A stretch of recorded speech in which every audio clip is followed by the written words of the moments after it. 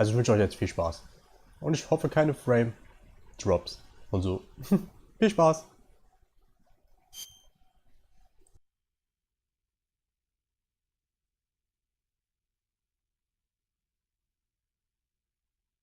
After the end of World War II, the world was split into two, East and West. This marked the beginning of the era called the Cold War.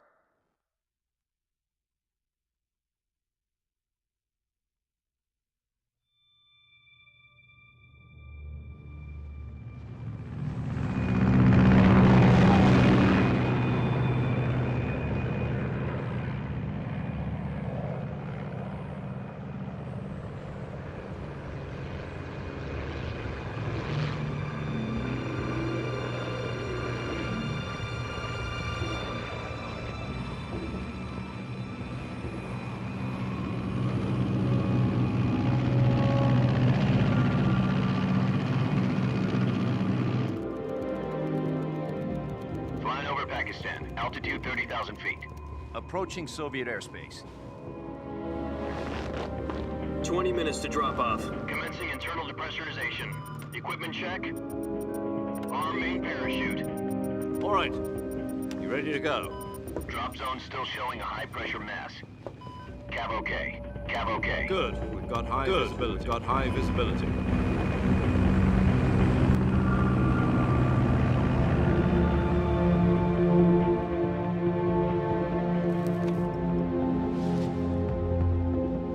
Put out that cigar. Connecting oxygen hose to interior connector. Put on your mask.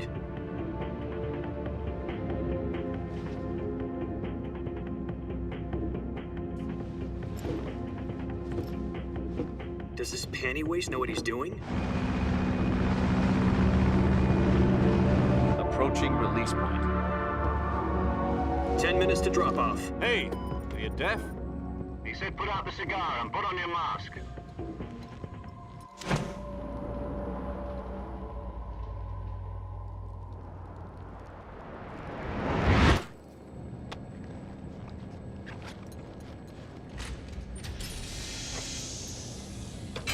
Depressurization complete.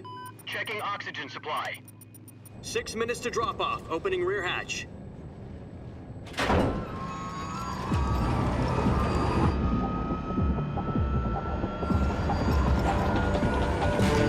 Sunrise.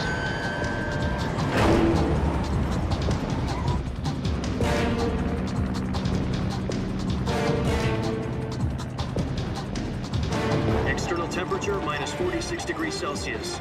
2 minutes to drop off. Stand up. You'll be falling at 130 miles per hour. Try not to get frostbite from the wind chill. 1 minute to drop off. Move to the rear. Activate bailout model. This is one for the history books. The world's first halo jump. 10 seconds to drop off. Stand by. Status okay. All green. Prepare for drop-off. Countdown. 5, 4, 3, 2, 1. Spread your wings And fly. God be with you.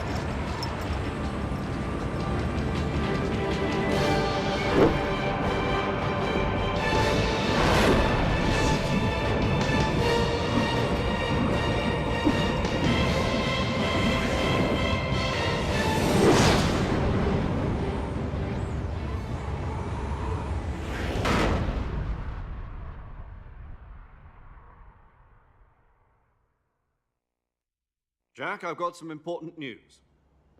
The head of the CIA has finally given us the green light for the virtuous mission. Virtual mission? No, the virtuous mission. The future of our Fox unit depends on it. If it succeeds, we'll be officially organized into a unit. Virtuous mission? Sounds like some kind of initiation ritual. You know, don't get cocky. This isn't a training op. Right. So what exactly is this wonderful mission? Well, about 2 years ago, a certain Soviet scientist requested asylum in the West through one of our moles. His name is Nikolai Stepanovich Sokolov.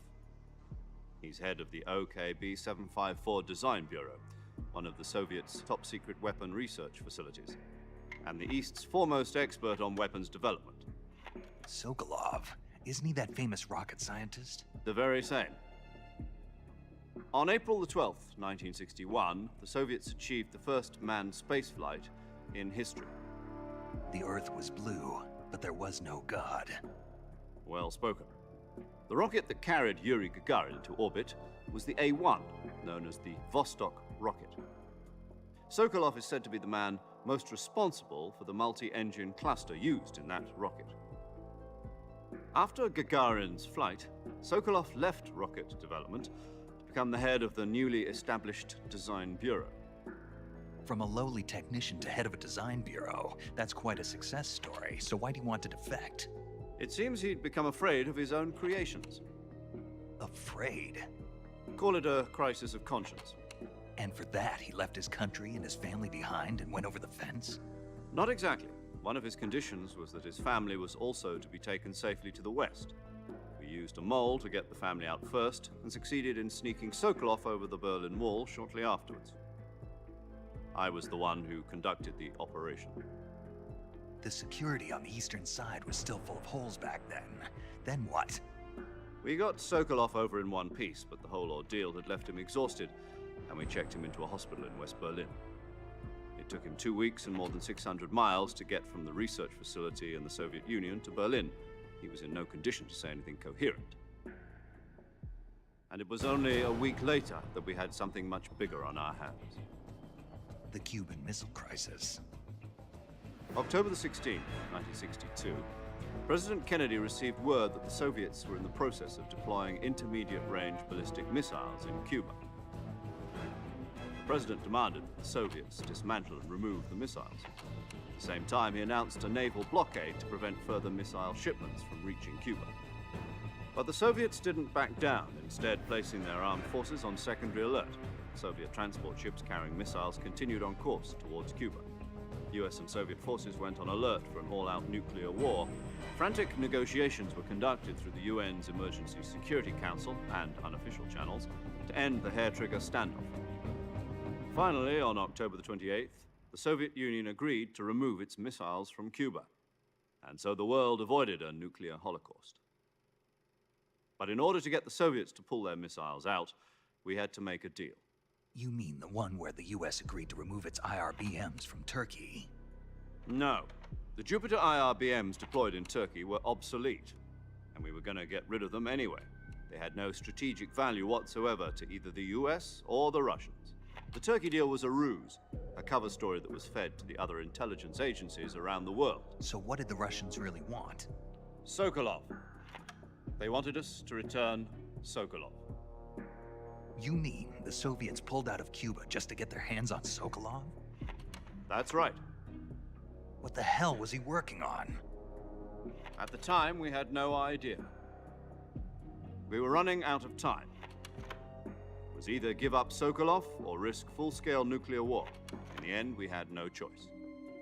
President Kennedy gave in to Khrushchev's demand. The next day, I got Sokolov out of the hospital, handing him over to agents on the eastern side. Sokolov kept on screaming, "Save me," until he disappeared from my sight. Then a month ago, we received some new information from one of our moles. About Sokolov? Yes. He was taken back to the research facility and forced to continue working on the weapon in question under KGB supervision. What's more, it's on the verge of completion. So what kind of weapon is it? Something to do with space rockets? No, missiles.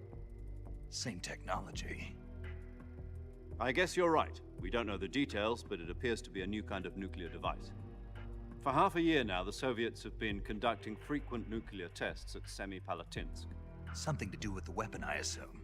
We're talking about a secret weapon so big that Khrushchev was ready to pull out of Cuba to get it back. Is Sokolov still in the facility? No. According to our intelligence, he's in Selino-Yarsk, a place in the mountains about 3 miles to the west that's known as the Virgin Cliffs. The Virgin Cliffs. Nice name for a virtuous mission. They moved him there just recently. Why? Apparently, they're conducting a field test of the weapon, but it's our best chance to get him back. This mission would never have been possible if he was still in the research facility. This is our last chance. Sokolov must have known that too when he contacted us.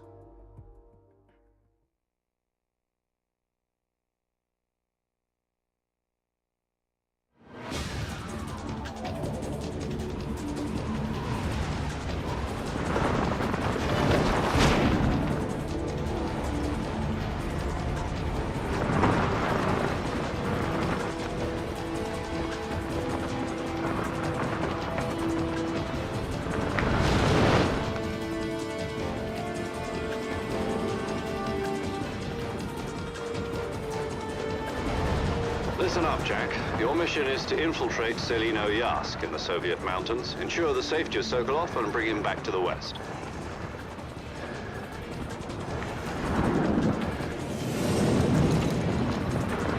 If we don't get Sokolov back before that weapon is complete, we'll be facing a major crisis. The clock is ticking.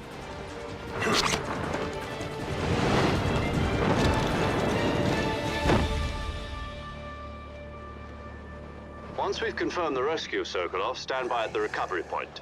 A recovery balloon will be dropped at that point. Helium will be pumped into the balloon to inflate it. The process takes about 20 minutes. Once it's complete, the gunship's arm will latch onto the balloon and pull it up. The Fulton surface-to-air recovery system. I'm familiar with the theory. Take it easy. It's been combat-proven. Do you think Sokolov is up to it? The shock will be less than during a parachute jump, and the arm can handle up to 500 pounds. So you're planning on going over the border in a single combat Talon? She's equipped with two 6-barrel 20mm Vulcan cannons, as well as two 40mm machine guns. Sounds like she could hold her own against a battalion of tanks. Even with the fuel in the reserve tank, we're facing a 4-hour time limit. If all goes well, it shouldn't take more than a few hours. Home in time for dinner. But if anything goes wrong, You'll be eating dinner, breakfast, and all the rest of your meals in the jungle.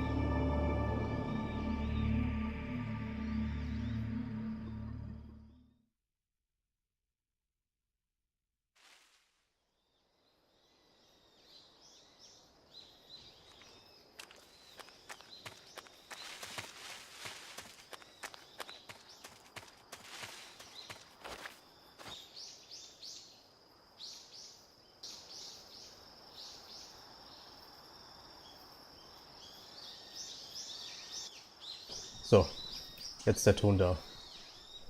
So, da sind wir, Jack. Wir spielen wieder Jack.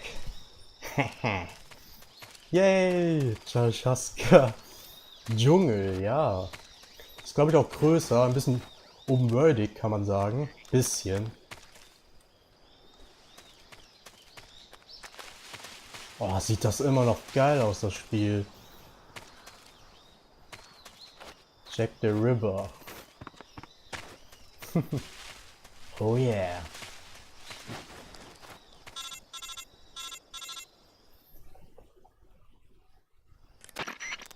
Do you copy? You're already in enemy territory, and somebody might be listening in. From here on out, we'll be using code names to refer to each other. Your code name for this mission will be Naked Snake. I'll be referring to you as Snake from now on. You're not to mention your real name. Snake? What, you don't like snakes? What do you mean? Well, you've eaten one before, haven't you? In survival training? I'm glad to hear that.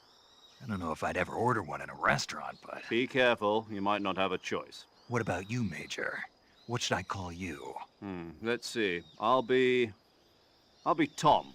Call me Major Tom. Oh, and Snake, Yeah, the crew isn't watching anymore. You can take off the disguise now. good idea. This isn't right. Time for the snake to shed his skin.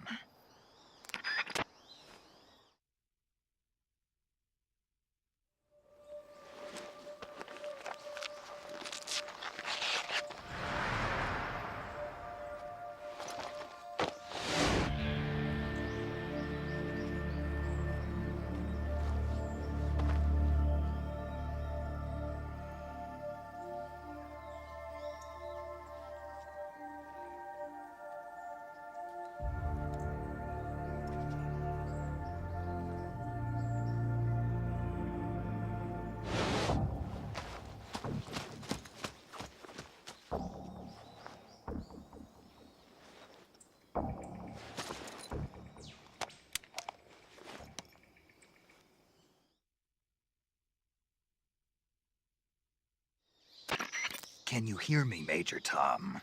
This is Snake. Kept you waiting, huh? This will be a sneaking mission. You must not be seen by the enemy. You must leave no trace of your presence. Is that clear?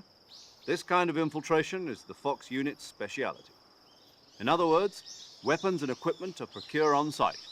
That goes for food as well. You're completely naked, just as your name implies. Great. Now I see why you asked me if I like snakes. I suppose calling me Snake was your idea of a joke, too. No, there's a good reason for that. I'll tell you later when the time is right. Gotcha. Getting back to the subject, how exactly am I supposed to feed myself?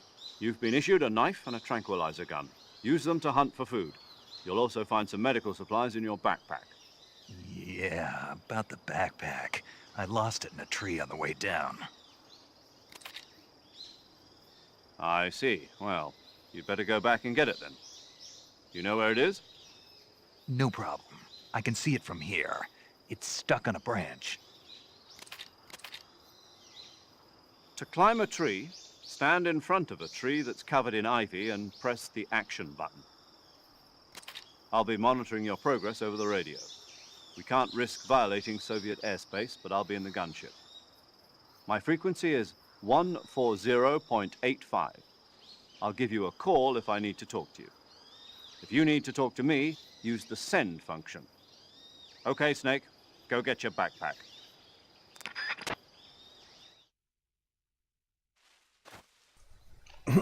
Ach Gott. Ich habe mich aber schon gefragt, warum Jack auf einmal von den gleichen Sprechern wie Snake gesprochen wird. Ja, das war damals für mich auch ein großer Troll. Ich dachte so, was? Schon wieder Jack? Weil ich habe da auch, wo ich zum ersten Mal das gespielt habe, den dritten Teil, habe ich auch, ich mag Medical Solid 2 gewählt und und ich dachte, hä? Was? Und dann, ja, da hat der Kojima uns getrollt. Aber ich finde das so gut. Ich finde das so gut. Das ist richtig gut. Und ja, den wir jetzt spielen, ist nicht der Snake, den wir aus Teil 2 oder Teil 1 kennen. Das will ich schon mal sagen. Aber mehr auch nicht.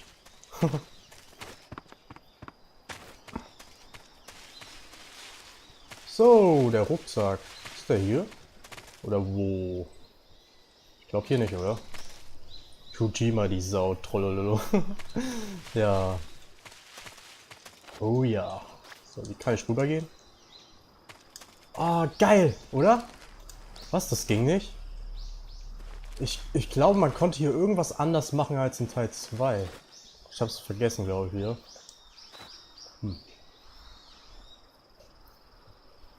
Oh Gott.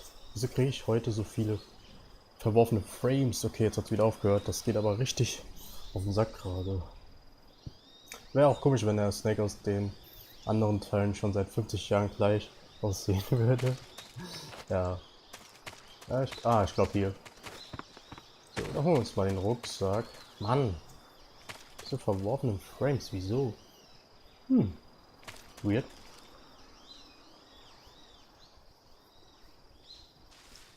Okay. Ich glaube hier, oder? Ja, dort. Ich glaube, dort ist der Rucksack. Habe ich eigentlich schon was? Messer. Ich habe ein Messer und Wiederbelebungspille. Ach so. Alter, hört euch mal die Atmosphäre an. Ich bin mal still.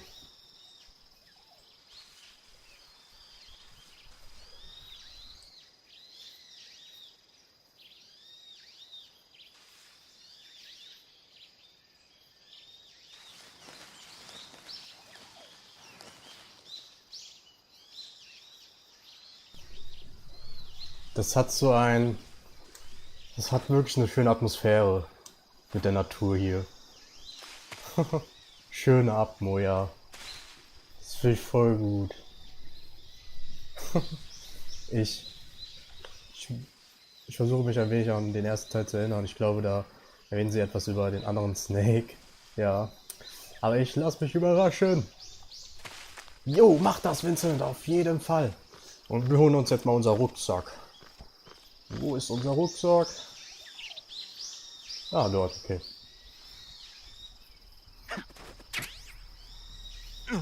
Nice.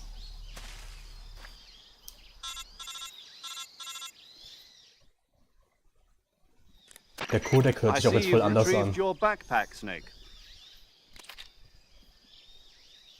To equip a weapon, it's necessary to take it out of your backpack. In the survival viewer, choose Weapon from the backpack. Your available weapons will be displayed in a window in the upper left. From that list, choose the weapon you want to equip and press the Enter button. For other equipped items, just do the same thing from Item. Got it. Use the survival viewer backpack. Yep, that's right. Survival is fundamental to this mission. After you've been out in the field for a while, your stamina will start to drop. If your stamina gets too low, it'll affect your performance. You won't be able to shoot accurately, for example, and your wounds won't heal as smoothly. Keep an eye on your stamina so you don't run out. To recover lost stamina, you can hunt for local flora and fauna. You can use either your tranquilizer gun or your knife to hunt.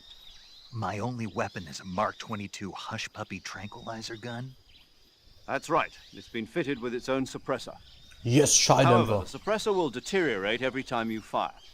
Once its durability reaches zero, the noise suppression effect will be gone. So don't get too trigger happy with it. The suppressor's durability is shown in the icon. Any weapons and equipment beyond what you're carrying now, you'll have to find as you go. I have to find my own weapons and equipment? Whose crazy idea was this anyway? Solo covert actions are standard Fox operating procedure. You can't leave any traces of your presence. No weapons, equipment, footprints, sweat, or bodily waste.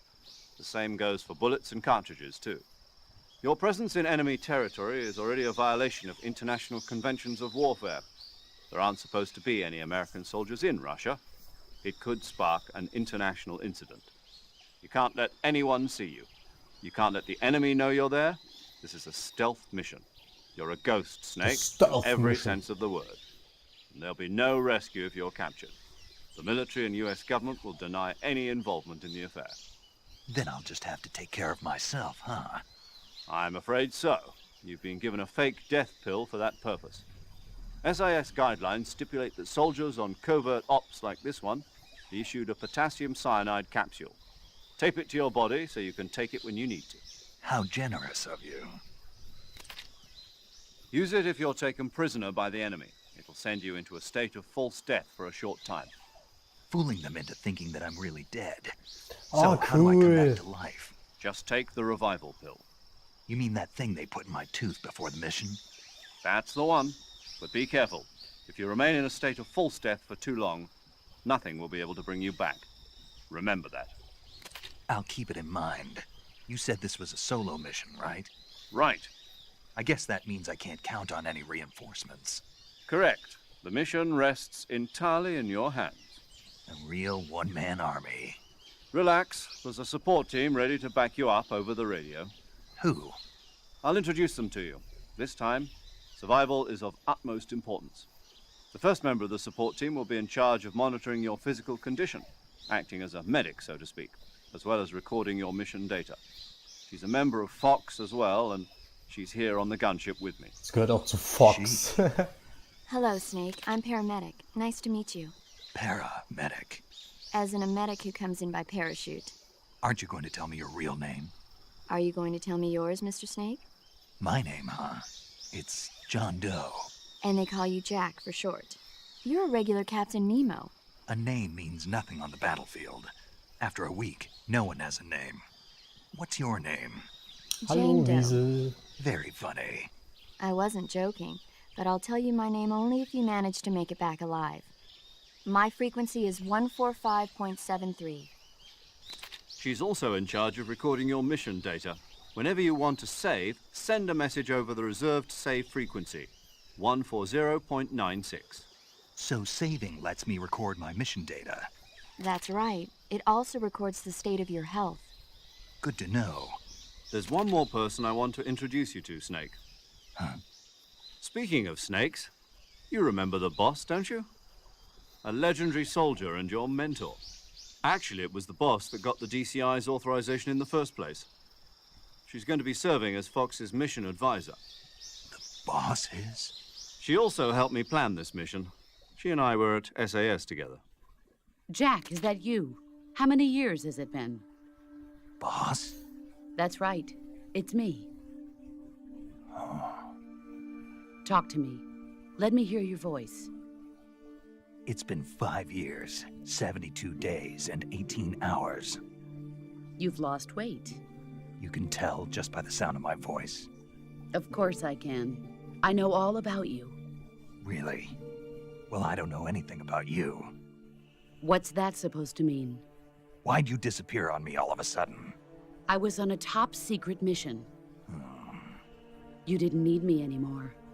But there were still so many things I wanted you to teach me. No, I taught you everything you needed to know about fighting techniques. I taught you all I could. The rest you needed to learn on your own. Techniques, sure. But what about how to think like a soldier? How to think like a soldier? I can't teach you that. A soldier needs to be strong in spirit, body, and technique. And the only thing you can learn from someone else is technique. In fact, technique doesn't even matter. What's most important is spirit. Spirit and body are like two sides of a single coin. They're the same thing. I can't teach you how to think. You'll just have to figure it out for yourself. Listen to me, Jack. Just because soldiers are on the same side right now doesn't mean they always will be. Having personal feelings about your comrades is one of the worst sins you can commit. Politics determine who you face on the battlefield. And politics are a living thing. They change along with the times. Yesterday's good might be das ist so tomorrow's gut. evil. Freu mich. Is that why you abandoned me? No, it had nothing to do with you. I already told you, Jack. I was on a top-secret mission. A soldier has to follow whatever orders he's given. It's not his place to question why. But you're looking for a reason to fight. You're a natural-born fighter, but you're not quite a soldier. A soldier is a political tool, nothing more. That's doubly true if he's a career soldier. Right and wrong have no place in his mission. He has no enemies and no friends. Only the mission. You follow the orders you're given. That's what being a soldier is. I do whatever I have to get the job done. I don't think about politics. That's not the same thing. Sooner or later, your conscience is going to bother you. In the end, you have to choose whether you're going to live as a soldier or just another man with a gun. There's a saying in the Orient, loyalty to the end. Do you know what it means? Being patriotic.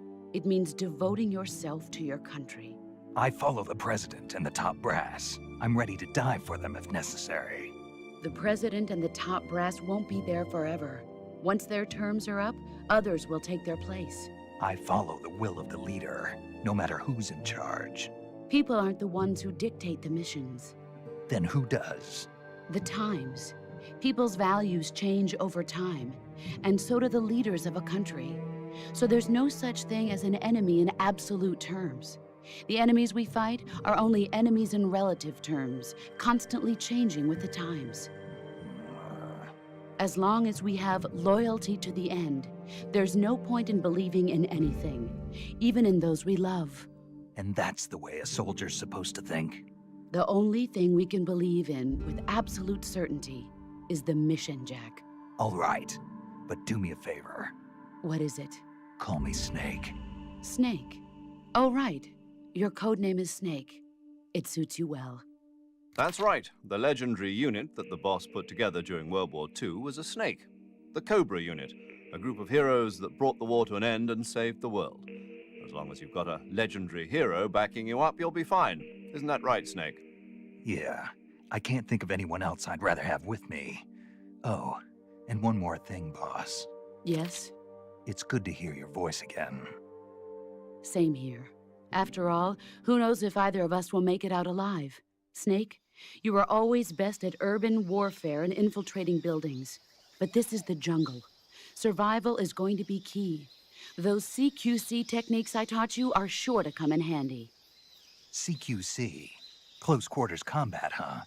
I've been in the Green Berets for the past few years. I'm probably pretty rusty. Not to worry. I'll be here to help you remember.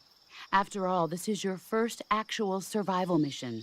I'll be supporting you over the radio. Where are you, boss? Next to the Major? The boss is communicating with us by radio from aboard a Permit-class submarine in the Arctic Ocean. My frequency is 141.80.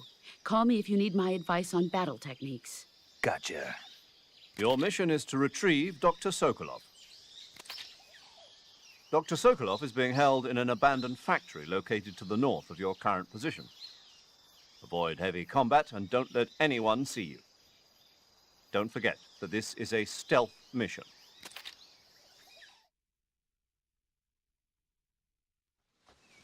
Snake, try to remember some of the basics of CQC.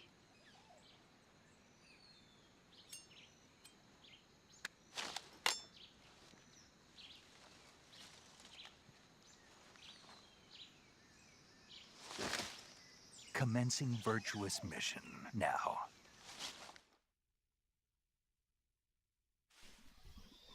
Okay. Mich erinnert irgendwie an Sniper Bull. 141,80. Ich glaube, die sind sogar gespeichert, oder?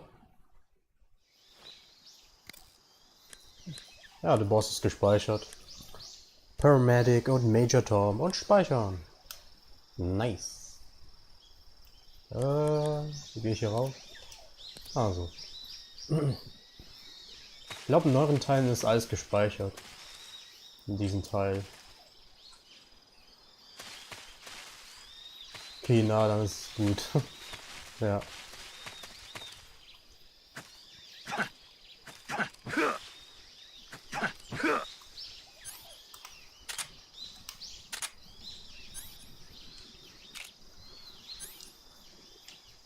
Oh.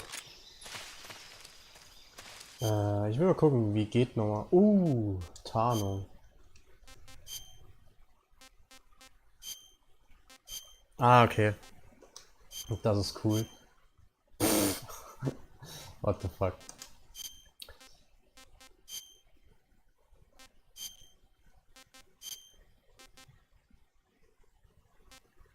Das ist echt cool gemacht. Frage mich, wie ich ihn nennen soll. Ich glaube Naked Snake.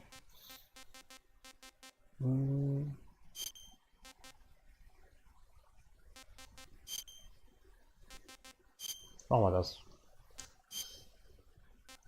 Ja, so gefällt mir das eigentlich schon. Aber ich wollte fragen, bei The Boss, nicht zu verwechseln mit Big Boss, da verwechseln auch manche. The Boss, Big Boss, das ist so kompliziert. Ja, ich wollte mal fragen, wie das nochmal ging mit dem C. QC. Camouflage is an indispensable tool when you're sneaking through the jungle. To use camouflage, first press the Start button to go to the Survival viewer. Then select Camouflage and press the Enter button. Select Uniform to select Battle Fatigues, and Face to select Face Paint. Das weiß ich, ja. Choose battle fatigues that match the surrounding environment. The most effective camouflage is attained by selecting fatigues that blend in with the environment. Camouflage patterns that stand out in your surroundings will attract attention. Na gut. Man kann ihn customizen, ja. Das ist cool. Hui. Dermurgie Sumpfgegend. Irgendwas. Oh, ich bin gespannt, wie gut wir hier werden. Wird bestimmt gleich wieder Fates geben. Aber dadurch, dass es ein bisschen im Freien spielt und im Dschungel, finde ich das schon ein bisschen größer. Dann kann man gut auch hier sneaken. Ah, und dann ging die Kamera auch so. Cool. Das ist cool. Ups. Oh, die Steuerung ist hier auch richtig gut.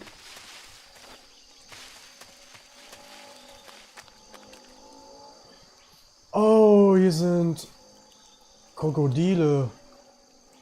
Die können uns, glaube ich, fressen, wenn wir nicht aufpassen.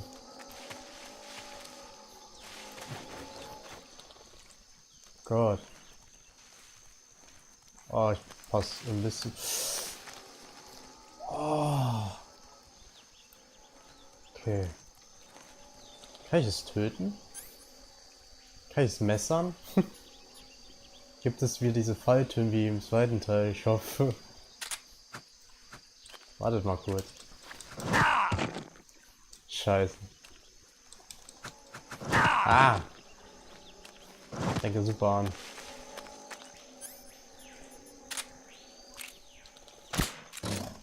Ah. Ich habe keine starke Waffe, oder? Oh Gott, ja, es wacht wieder sofort auf.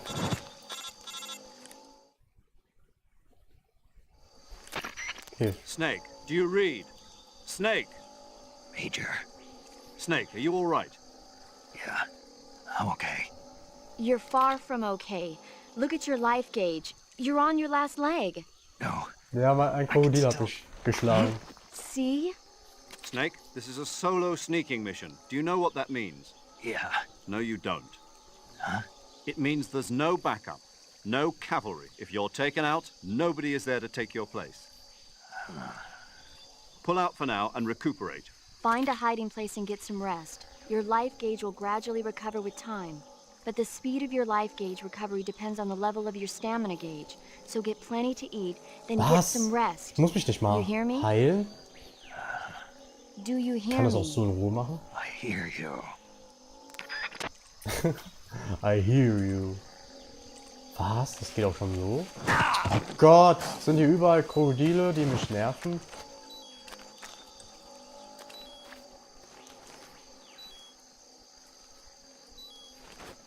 Ach, warte mal.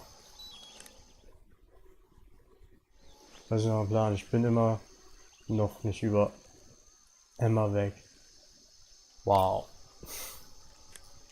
Wer ist denn das? Kenne ich gar nicht.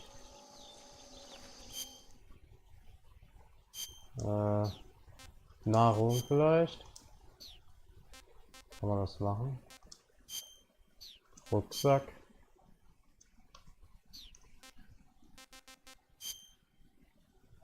Nein, genauso wie Olga und Food tun.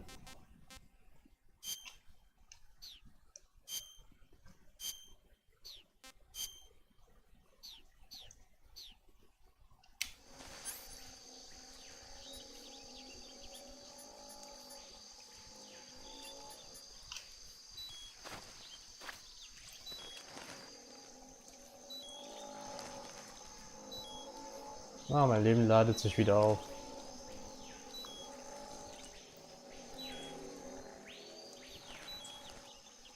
Ich lass mal...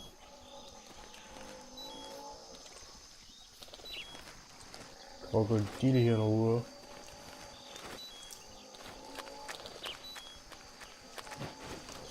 Oh, da ist ja noch einer. Ernsthaft?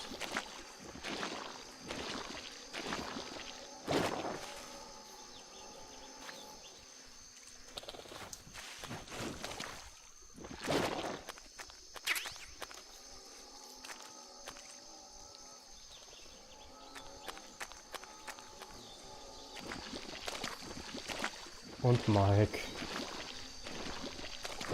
Und Snapper und Lisa. Und Marco.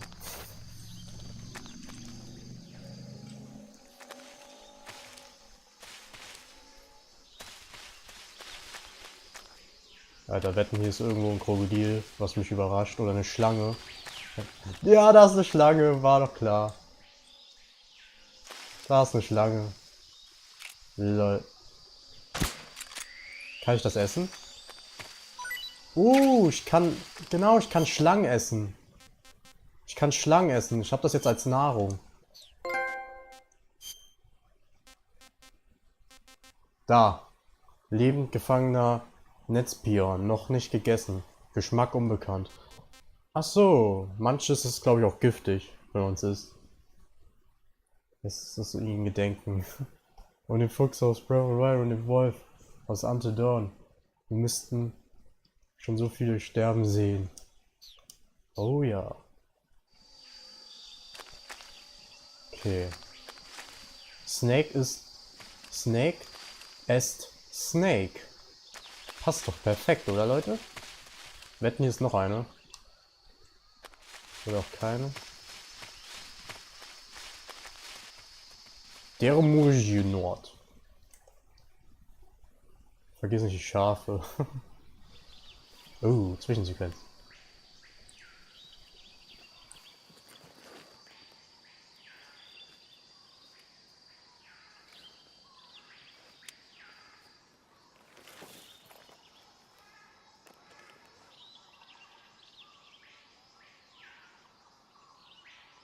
Major, I've spotted 2 enemy soldiers. They're probably KGB troops sent to guard Sokolov. AK-47s and grenades.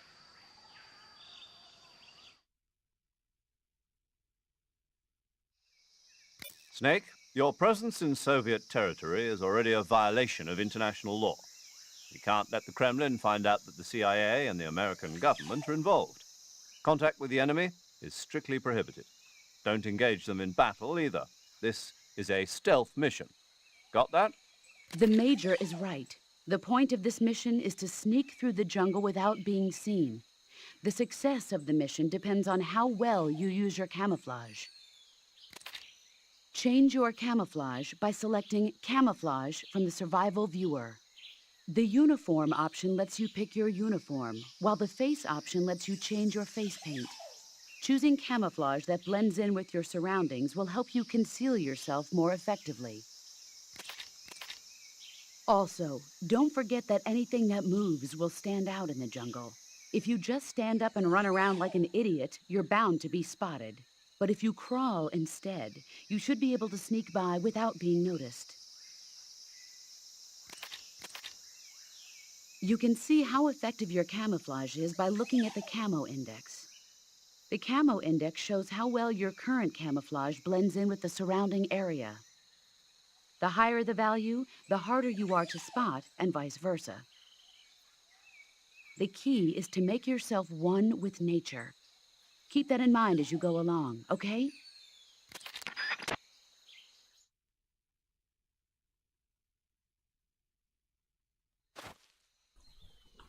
Ah, ich muss eins mit der Natur werden. So war das. Deswegen habe ich es so geliebt. Okay, was? Das passt. 30 plus 30. Das ziehe ich an. Krass. Und Bemalung, das passt perfekt.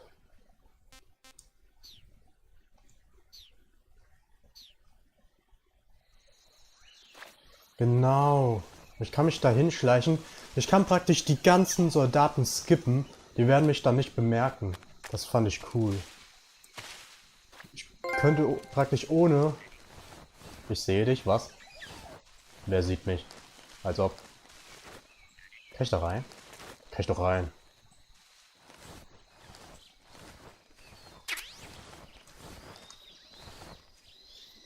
Ah, ich glaube, der sieht mich da nicht, oder? Ein Fuchs, ich lebe in der Natur. Ist die Natur. Ein Fuchs und ein Wiese spielen auf der Wiese und trollen umher.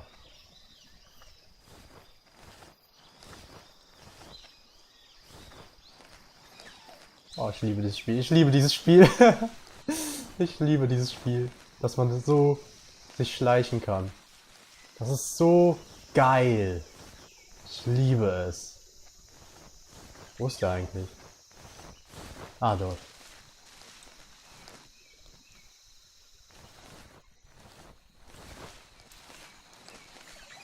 Oh, ich liebe es. Ich liebe es. Sneaky Mission.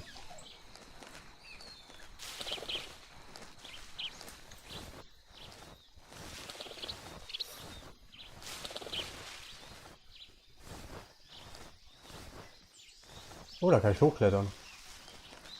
Ist da jemand? Ich sehe bis jetzt keinen.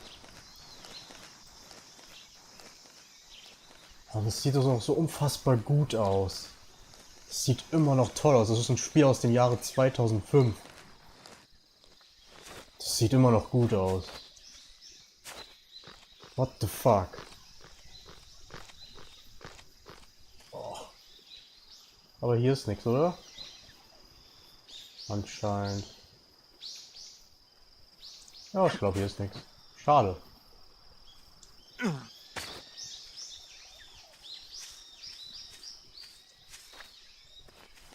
Ach, das macht Spaß. Das macht jetzt schon echt Spaß. Hier kommt jetzt ein Krokodil und frisst mich auf.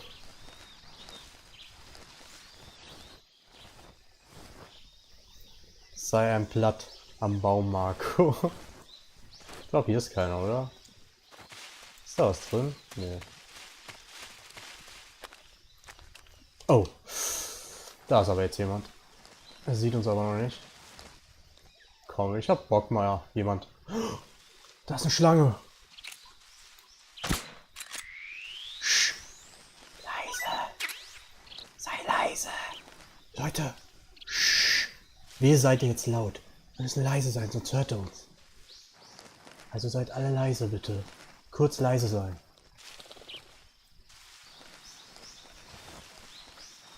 Ich könnte so eine Challenge machen, ohne einmal jemand abzuschießen.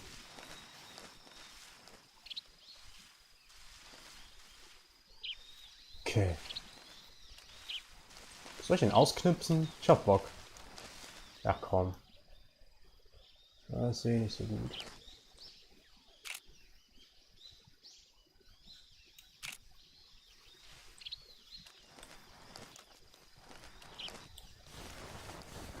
Boah, ich liebe das. Da ist man viel mehr geschützt. Ich glaube, es ist auch dann Eif.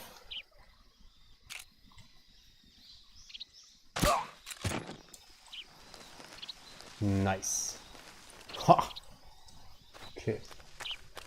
Kann man doch hochheben, oder? Ich glaube, die Waffe muss weg. Und dann droppt er doch irgendwas, oder? Ah, nice. Granate, cool.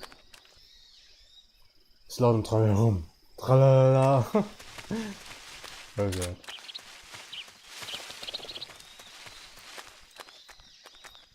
Oh, ich liebe dieses Spiel jetzt schon. Vielleicht auch, weil es nicht so schwer ist wie Metal Gear Solid 2 und 1, weil man hier sich mehr verstecken kann. Vielleicht liebe ich es deswegen mehr. Kann auch sein. Aber ich finde das Gameplay hier geil. Weil man kann eins mit der Natur werden. So cool. Ich glaube, der kommt näher, oder? Oh oh. Oh, 90%.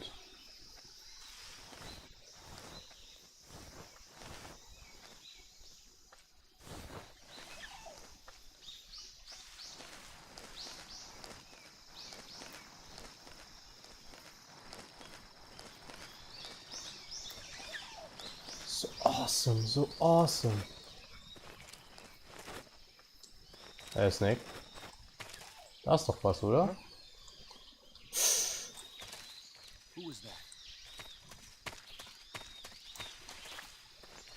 Alter, da war jemand. Ah, schnell weg. Okay, das war knapp, Leute. Marco scheint die Natur zu mögen. Ich sag ja, wir sollten mal zusammen nachts ohne Taschenlampe in den Wald, beziehungsweise ich lass dich dort alleine zurück. Was? Wieso? Das ist doch gemein. Das ist nicht nett, Vincent, was du da hier machst. Kann ich nicht von dort?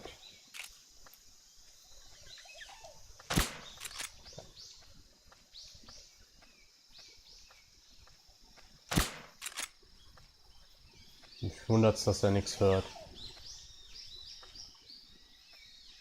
Wo ist der andere eigentlich? Oh, da ist der andere. What the fuck, hab ich schon gewundert. Wo ist er? Ich mach das langsam. Ich mach das langsam. Ich mach das langsam hier. Ach komm, ich mach den mal weg. Der stört mich. Sorry. Hier kannst du ja ein bisschen mal schlafen. Dann gibst du mir was Schönes. Nebelkran. Ich glaube, da geht's weiter. Ich will mich noch ein bisschen umschauen. Und ich finde, Medical Solid 3 hat einen schnelleren Anfang, dass man eigentlich mal spielen kann. Bei Teil 2 hat es ja schon ein bisschen gedauert. Hier geht's ja, muss ich sagen, der Anfang. Man kann schon früh spielen. Aber okay, bei jedem Teil dauert es halt, bis man spielen kann.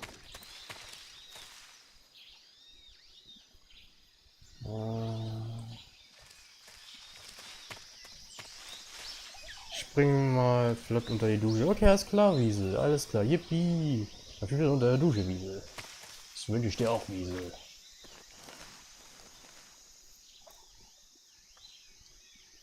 Achso, ich habe die Waffe nicht.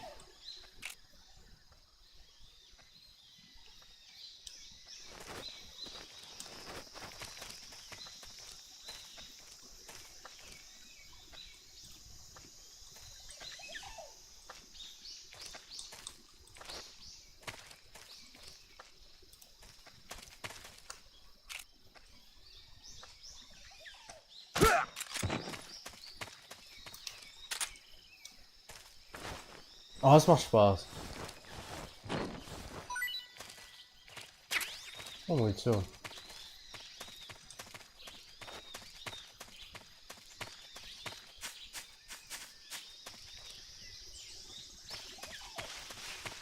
Gehe ich schon hier weiter? Ja, ich glaube, hier ist wieder der Anfang. Okay, dann gehe ich mal weiter. Schläft der andere auch noch? Gut, das ist auch schön. Ob Snake sich jemals duscht? Auf jeden Fall, bestimmt. Doli Vodono. Ja, das Gameplay ist viel besser. Bisher. Ja, ich finde es auch gut. Oh, Zwischensequenz.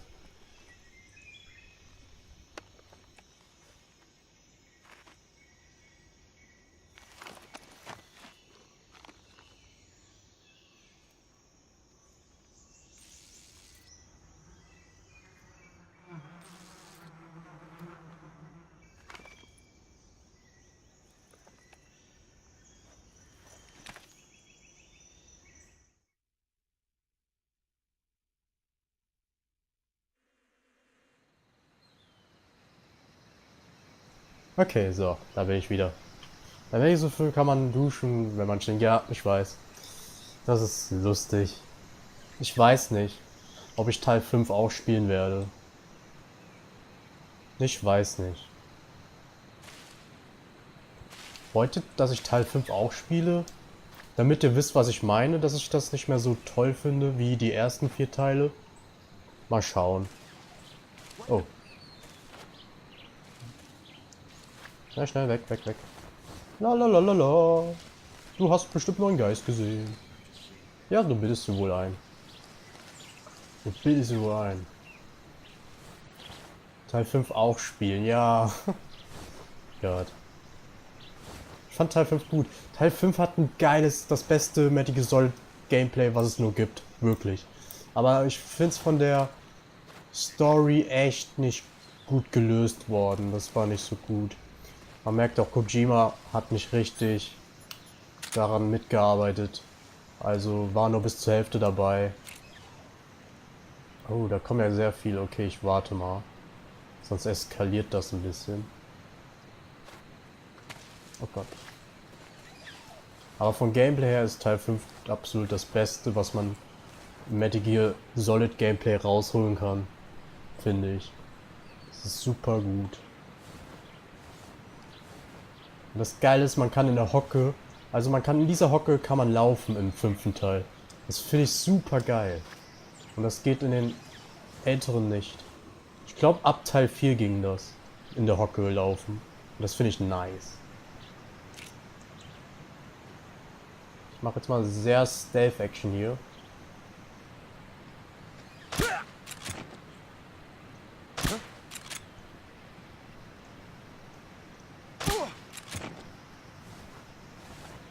War hier nicht noch einer?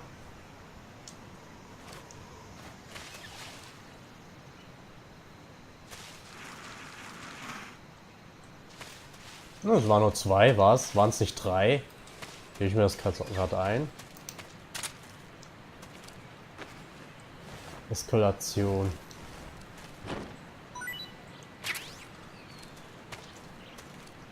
Wo ist der andere hin? Da waren doch 3, oder Leute? Oder bilde ich das mir ein? Oh, da vorne sind noch welche, sehe ich. Bin ich eigentlich sicher dorthin?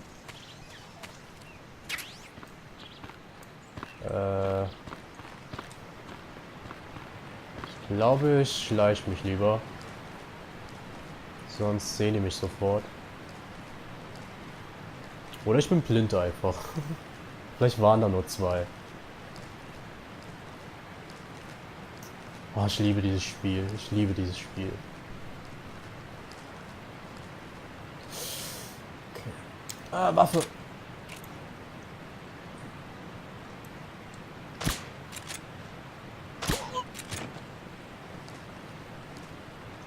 Da war auf jeden Fall noch einer.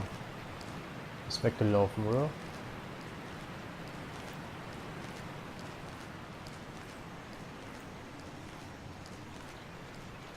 Da ist er.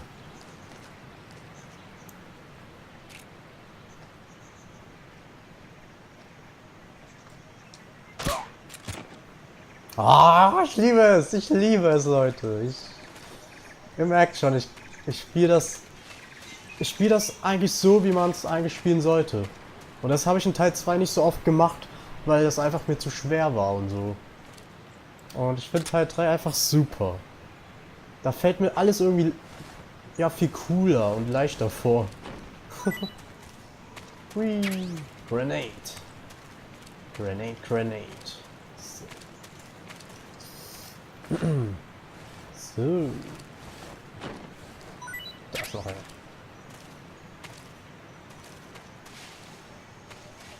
Wurde noch kein einziges Mal erwischt.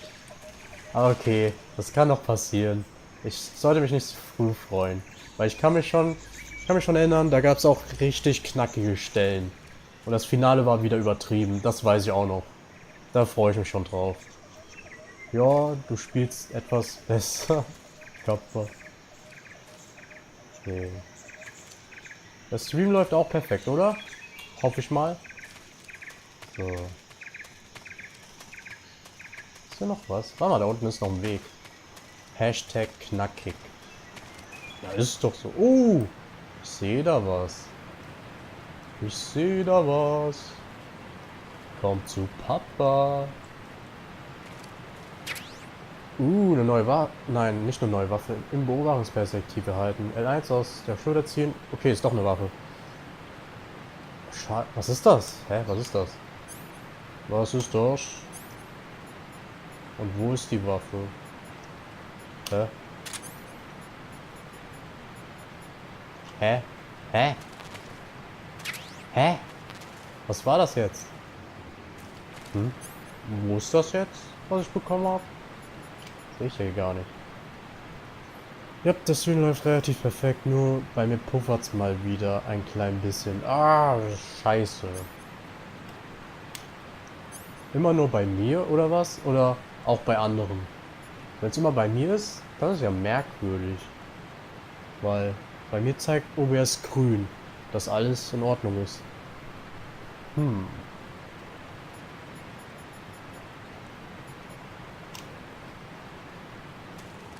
Okay. Aber warte mal, was habe ich da jetzt bekommen? Die haben gesagt Dreieck. Hä? Oder muss ich das so machen? Rucksack?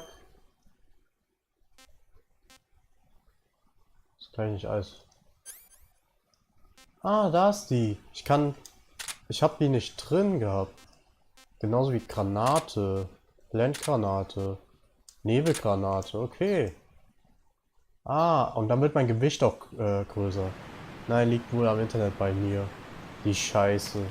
Oh, das ist natürlich nicht cool. Oh, wir haben jetzt ein Maschinengewehr, wie es aussieht. Oh, ich bin fast gestorben und das nicht von einem Alarm. Okay, Vince, da hoffe ich mal, dass es wieder funktioniert. Bei mir in letzter Zeit puffert auch sehr viel. Ich habe den Router auch wieder neu gestartet. Zum Beispiel bei René hat es wieder sehr viel gepuffert. Hat mich ein bisschen gestört.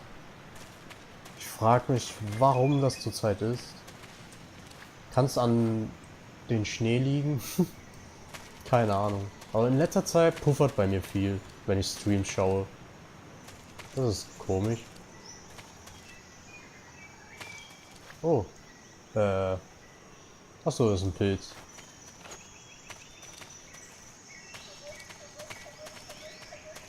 Okay. Rass weg. Kartoffelpuffer.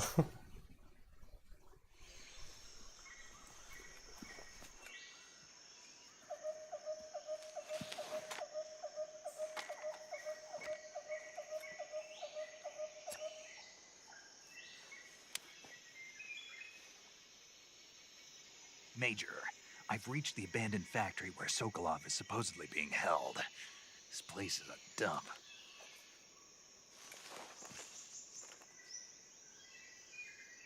I can't see Sokolov from here. The security is pretty tight. There are sentries posted around the perimeter. I wonder how many are inside.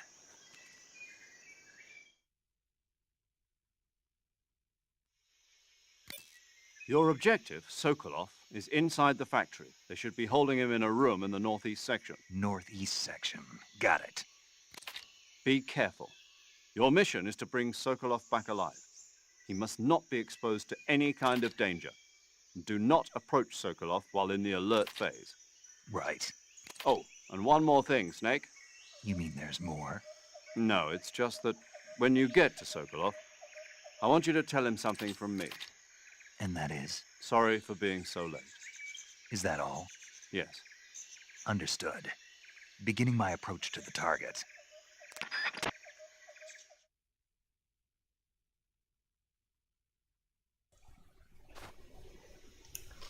Na gut, okay.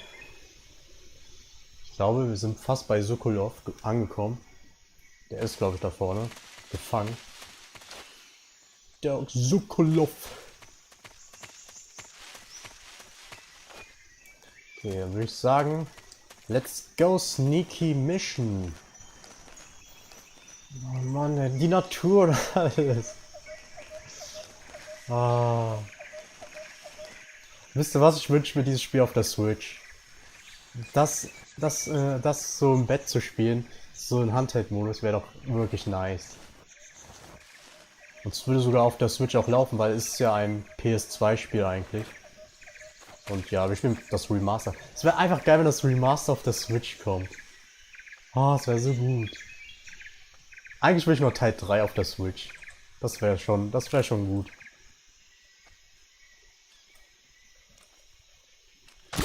Nice.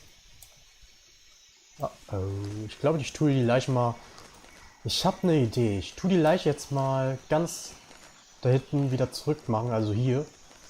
Damit niemand was bemerkt. Das mache ich mal. Ja, Markus, sehr sneaky heute. Du kommst mal schön mit. Ich muss mal kurz verstecken. Weil die Mission ist ja fast beendet. Ist das Spiel schon fast vorbei wieder? Nee. Das ist ja erst alles der Prolog. Wir sind immer noch im Prolog. Das will ich noch sagen. Wir sind immer noch im Prolog. Das ist noch nicht mal das Kapitel 1. Den verstecken wir einfach mal hier, würde ich sagen. Und zack. Oh. Ah, voll.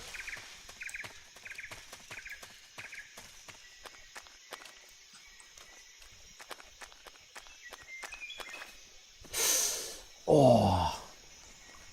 Da ist der nächste.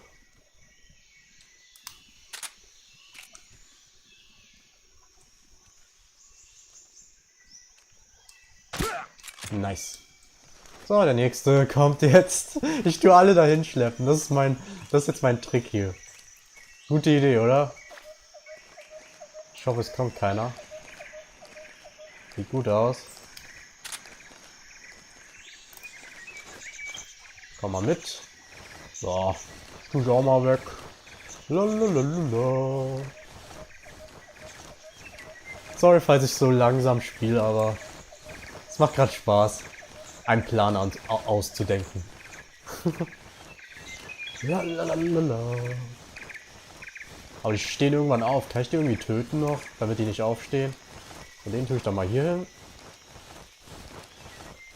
So.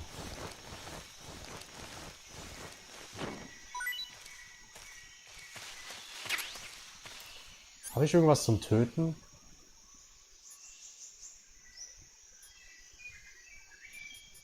Ich hab was, aber ist es mit Schalldämpfer?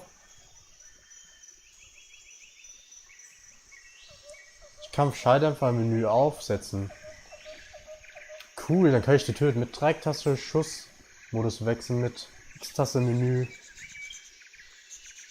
Ah, ich kann Schalldämpfer draufsetzen. Okay, dann machen wir das mal. So. Wo ist die Waffe?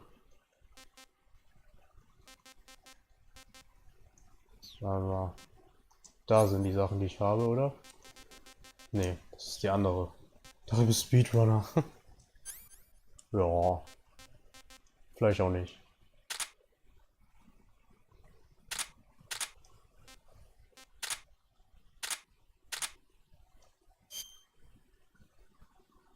Ja. Und mehrere spezielle Dschungelkampf zum Aufsetzen des Schalldämpfers Menü öffnen und die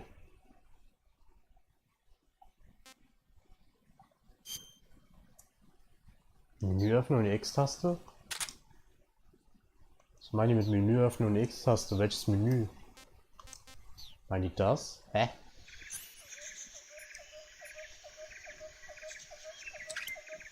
Ah, das ist der Schalldämpfer.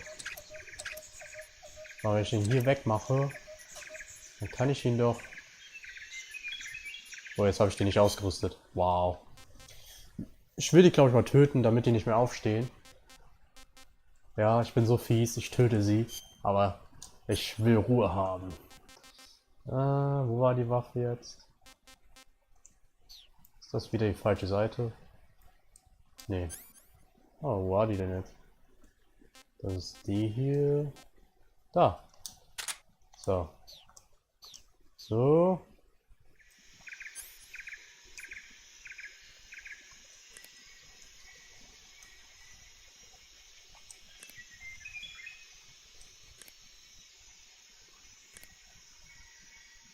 Boah, ich weiß gar nicht, was ich tue. Egal, ich lasse es mal. Falls ich doch lauten Ton mache. Hello und hallo, Wii. Herzlich willkommen. Ich habe gesehen, dass du gestreamt hast. Das war, glaube ich, Bioshock 2, oder? Bioshock 2, Bioshock 1, glaube ich. Wollte ich eigentlich auch vorbeischauen. Aber dann wollte ich auch selbst streamen. Aber herzlich willkommen, schön, dass du da bist. Ah. Das war Bioshock 1, ja. Ja, ich habe mich versprochen,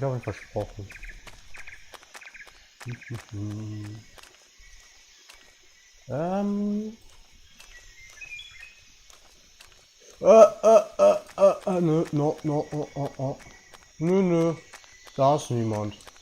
Das war nix. Ja, das bildest du dir ein. Okay. Okay. Vincent. Und wie geht's dir so, wie? Ich hoffe mal gut. Ach so, das kann ich ja gerade sagen. Weil vielleicht weißt du das nicht, aber mein Discord, meinen alten, kannst du löschen oder rausgehen. Da kommt nichts mehr, weil ich komme nicht mehr in meinen alten Account rein. Ich habe einen neuen Discord und da könnt ihr beitreten, wenn ihr wollt. Einfach ein Discord, ich habe schon überarbeitet und da könnt ihr mal einen neuen reingehen, weil da komme ich leider nicht mehr rein. Ja. Was hast du? Ich habe gerade was verpasst. Ja, soweit ganz gut, aber ich habe gerade Hunger. Da macht ihr doch was zu essen. Oh nein. Naja, okay. Ja, falls du willst, kannst du ja beitreten. Oh. Das ist ein bisschen blöd. Oh Gott, ich hoffe, das passiert mir nicht mehr. Ich habe jetzt alles gespeichert, damit ich nicht mehr das Passwort vergesse und so. Ich hole mir auch was, okay. Dann schon mal einen guten Appetit.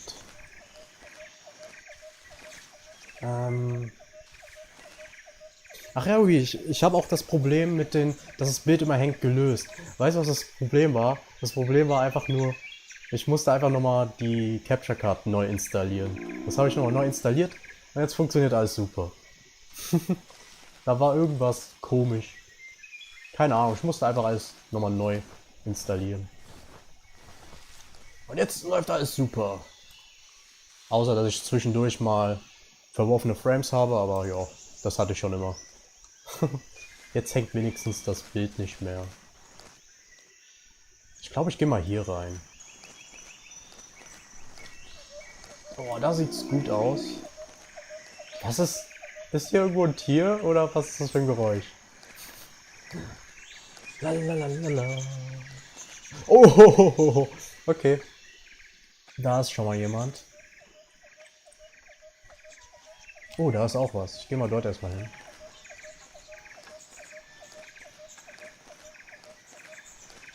Oh, was ist das? Schrottblinde, nice. Nice, nicht? Cool. Man kann sich doch irgendwie anlehnen. Kann man das? Ah, das kann man auch wieder machen. Cool. Weg damit. Weg damit. Nein. Oh, du sollst nicht schießen. Aber das ist immer schwer wegzumachen. Man muss immer langsam die Vierecktaste weggehen. Das ist schwer. Marco hat notfalls immer einen Kuchen da. Naja, mein Kuchen ist jetzt weg. Also, Hauptsache jetzt geht's ja. Das ist schön. Ich glaube, Sokolov ist sogar schon hier in der Nähe. Der andere geht auch langsam weg. Das ist gut. Versuch mal. Ich glaube, ich tue jetzt nicht stehen. Das wäre scheiße. Ich mache hier jetzt nichts unüberlegt.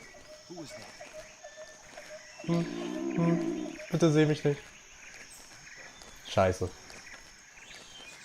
Scheiße. Hat mich gesehen. Kommt hoch, oder? Nein. Oh, was für ein Glück ich habe. Was für ein Glück ich einfach habe. Bei diesem Spiel. Okay. Ah. Aber er könnte... Oh, scheiße, da kommt jemand hoch. Ernsthaft? Scheiße. Nein. Okay, jetzt wurde ich zum ersten Mal erwischt in dem Teil. Läuft ja super. Okay, ich verstecke mich mal. Das war nicht cool. Wie es sofort abgeht. Alles umsonst hier. So cool gesneakt, alles umsonst.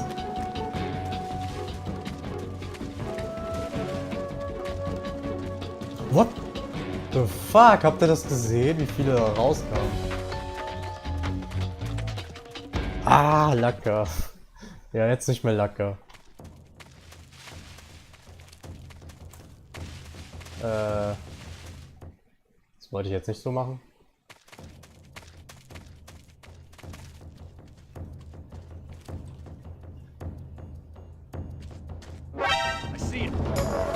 Ich dachte schon, kann ich hier stehen bleiben? Nee, keine gute Idee. Na gut. Okay. Ich hau mich mal aufs Ohr. Was mache ich da? Ich brauche ein Versteck, ey. Hier, ich finde gerade hier kein Versteck.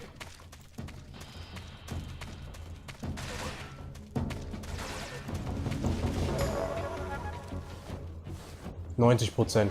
Komm. Die werden mich nicht sehen. Bitte, bitte, bitte. Oh nein. Verpiss dich. Oh Mann, verpiss dich. Bitte.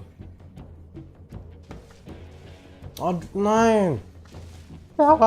Der darf nicht nach vorne gucken. Der darf nicht nach vorne gucken. Bitte guck nicht nach vorne. Bitte guck nicht nach vorne. Nein, nein. Geh weg. Geh weg. Nein, nein, nein. Scheiße. HQ. This is HQ. Geh weg. Geh weg. Geh weg. Geh weg. Wie kann er mich nicht sehen? Enemy is still nearby. Pursue and engage him. Oh Gott. Was für ein Glück ich habe. Oh Gott. Alter, das war knapp. Okay, jetzt sind wir in einer Phase, wo alle erstmal abhauen, das ist gut. Dann warten wir bis auf 0 ist. Was ist los, was? Nein, nichts ist los. Geht weiter, geht weiter. Oh, die Musik ist cool. Oh, ich liebe dieses Spiel. Hä, wieso ist es jetzt wieder auf 99? What the fuck?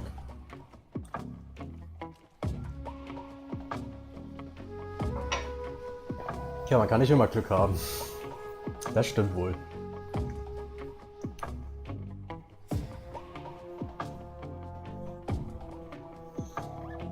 Gott.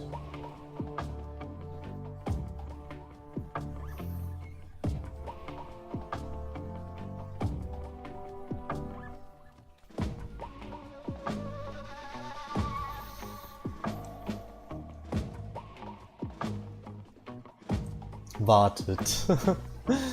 Oh Gott. Das ist so Glück, ey. War so knapp, ey. Schlechte Neuigkeit, die Pizza, die ich haben wollte, wurde schon aufgegessen. Oh. Das ist natürlich blöd. Dann bestell dir einfach eine Pizza. Einfach eine neue bestellen. Schande. Was? Schande? Meinst du schade, Vincent? Okay, noch 50 Sekunden.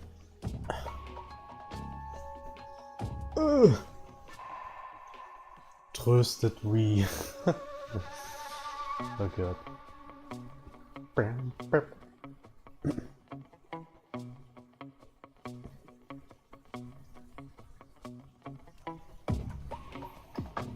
So, noch ein paar Sekunden, dann haben wir es. Dann können wir wieder laufen. Kann das sein, dass es mein Magen ist? Das ist bestimmt mein Magen, was halt so macht.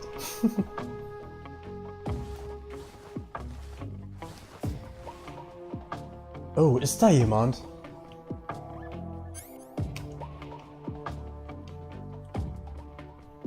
Oder ist das... Oder will ich meinen? Danke, jetzt habe ich aber auch Hunger auf Pizza. Jetzt esse ich Reis mit Curry. Das ist doch auch was. Auch lecker. Ja, das ist doch auch lecker. Darf ich auch eine Portion? So. Ich glaube, hier ist keiner mehr, oder? Das ist doch nie im Leben ein... Das ist nur Gras. Das ist kein Feind, oder? Oh fuck. Understood. Return to your position. Alter! Das ganze Team kommt einfach mal zurück. Okay, gut, dass ich noch gewartet habe. Jetzt kommt keiner mehr, oder? Oh, ich bin so dumm. Ich sollte vielleicht ein bisschen Geduld haben. Warum kann ich nicht mehr ziehen überhaupt? Ah.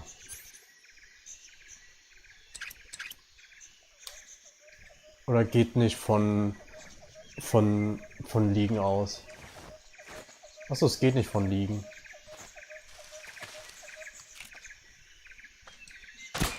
Ach, als ob. Oh Mann. Ach Mann. Oh, ist wieder weg. Gott, ich dachte... Oh, nicht schon wieder. Nicht schon wieder, ey. Kein Bock, wieder so lange zu warten. Vielleicht ist das auch mein Magen, der ständig knurrt. Ich glaube, Snake hat Hunger. Wir sollten Snake gleich was zu essen geben. Oh, Blendgranate. Oh. Hallöchen. So.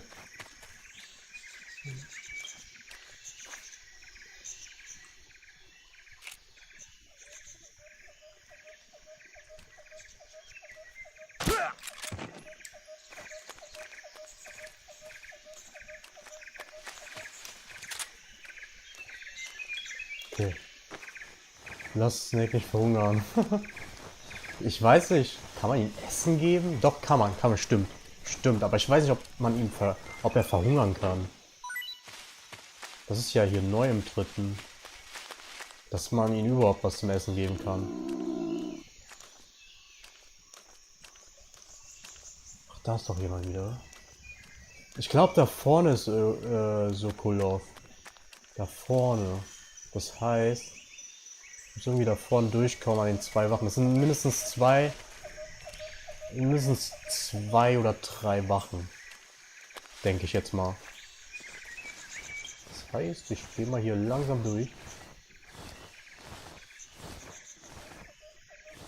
Das sind, nee, es sind bestimmt mehr als 3.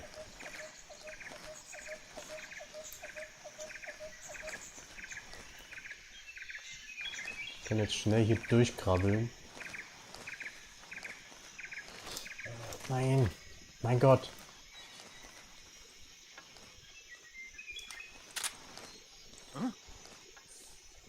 Ach Mann, ernsthaft? Das war so klar. Das war so klar.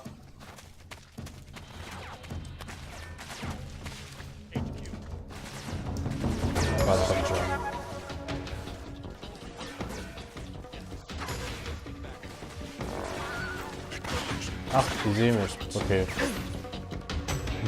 Ja, komm, ich baller auch jetzt. Jetzt habe ich keinen Bock zu warten. Jetzt baller ich. Oder ich sterbe halt. Es kann beides passieren.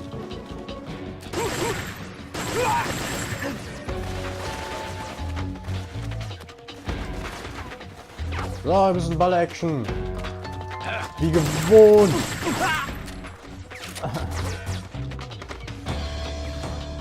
Oh, was ist das denn? Oh, cool.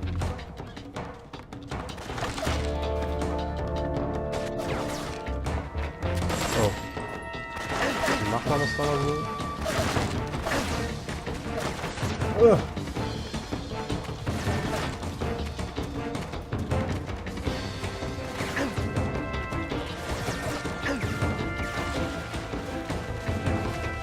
Aber wo geht's weiter nochmal?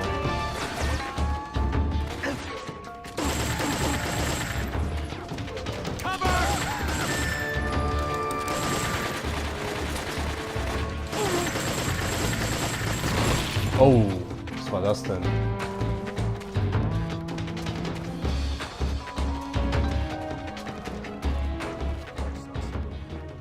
Ist da oben jemand eigentlich?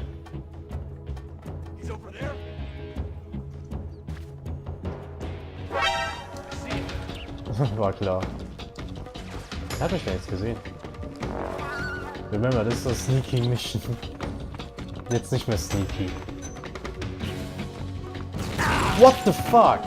Als ob. Ja, okay, ist gut. Ich hau ab. Aber wo geht's dann weiter?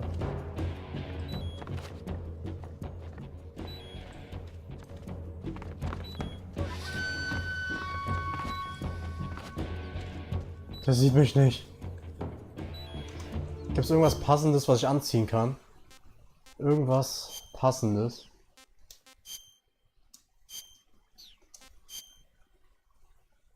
Das hier, 15 plus.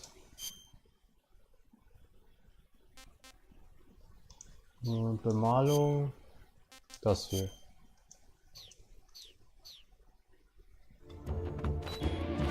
Wo ist er?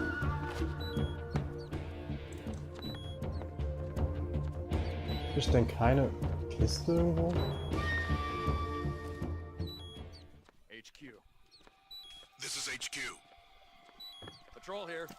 We've lost sight of the enemy. Commence alert formation. Ich muss abhauen. Acknowledged. The enemy is still nearby. Pursue and engage him. Ah, das war so dumm.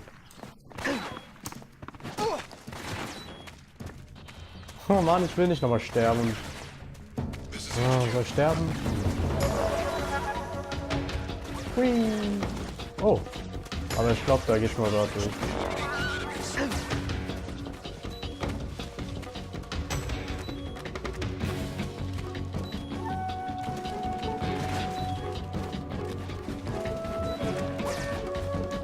Anfang war so perfekt und jetzt das.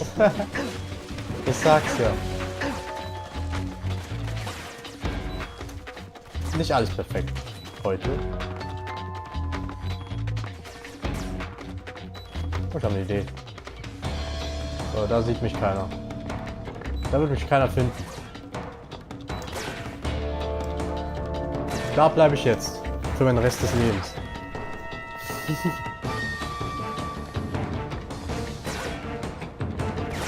Ach Mann. Okay. Dann wohl doch nicht. Aber ich glaube, da müssen wir hin. In dieser Tür müssen wir rein. Ich glaube, so war's. Ah, schade. Aber jetzt ist wieder alles ruhig wenigstens. So, jetzt kann ich wieder in Ruhe spielen. So. Nice Versteck, ja. Es war mal ein nice Versteck. Jetzt ist nicht mehr nice.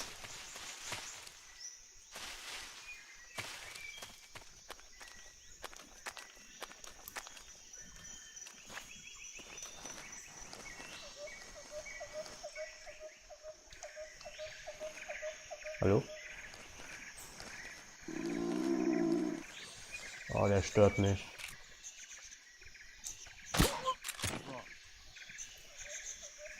Was?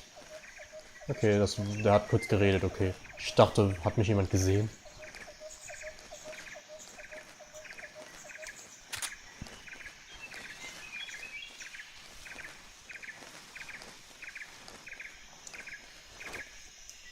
So, komm mal mit.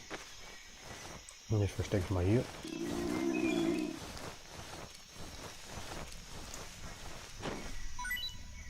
Warum hat's denn keinen Raketenwerfer? Naja, denkst du, das bringt jetzt viel? Ein Raketenwerfer? Ist das Item jetzt gedroppt? Ja, toll. Ich weiß nicht, wo es gedroppt ist. Wow. Egal.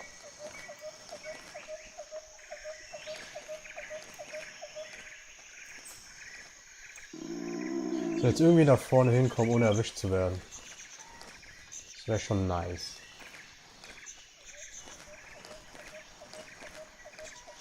Oh Mann, ich will da hoch. Das ist dumm.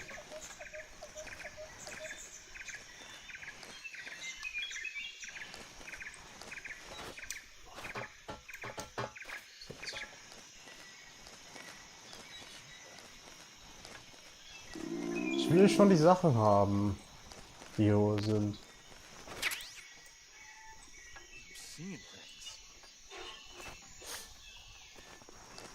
Abhauen, abhauen.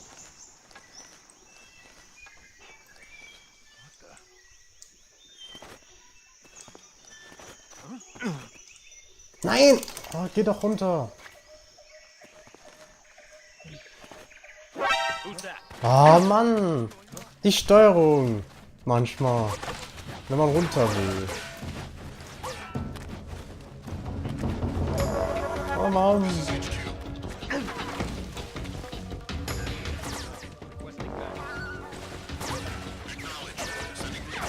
Natürlich wissen die, dass ich dort bin.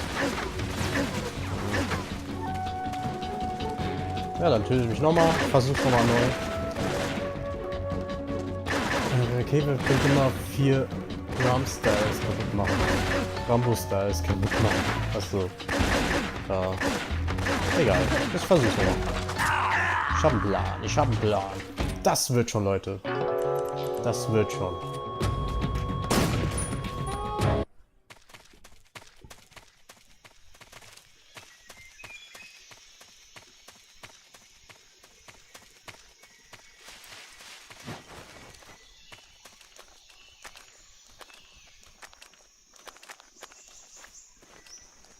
Jetzt mache ich ein bisschen mit mehr Speed.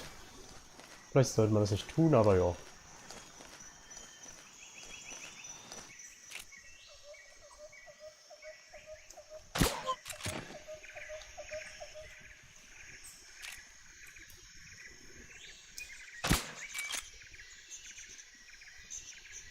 What's wrong?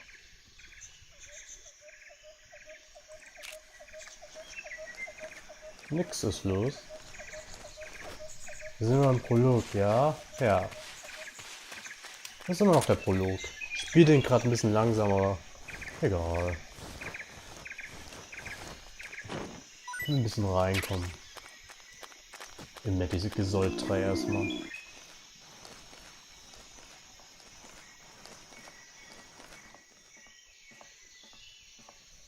Ich habe einen Plan. Wieso bewegt er sich nicht? Mann, wieso bewegt er sich manchmal nicht?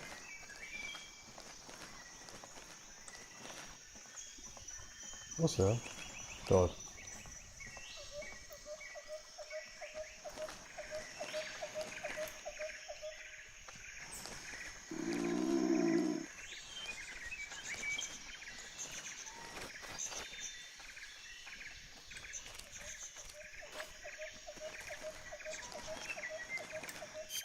Okay, ich tue mich mal passend erstmal kleiden. Machen wir es wieder so. So, zack.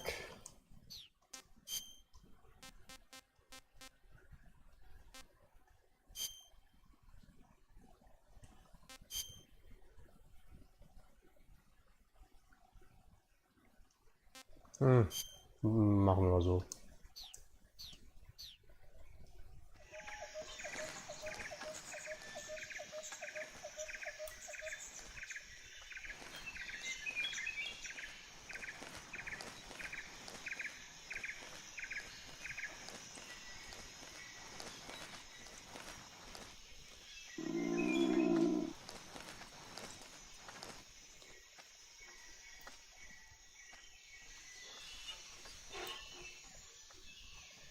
Ja, wir sind fast da. Hallo! Warum geht er nicht weiter? Warum reagiert das manchmal nicht?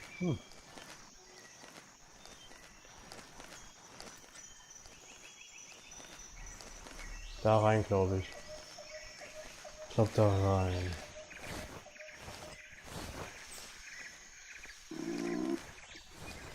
Oh! Und da ist eine Schlange.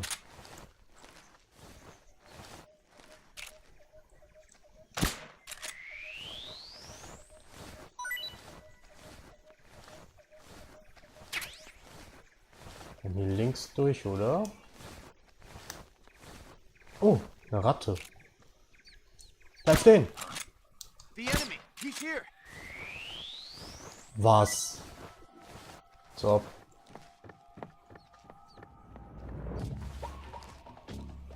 Als ob. Wie?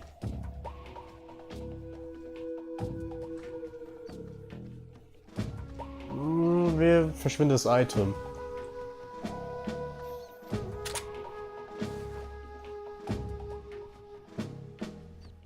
Gott, und das ist so krass, dass man einfach 100 Sekunden warten muss. Ja, das Item ist jetzt weg. Dann lasse ich das mal mit den Ratten. Keine Ratte für mich, schade. Schade, schade. Okay. Noch eine Minute.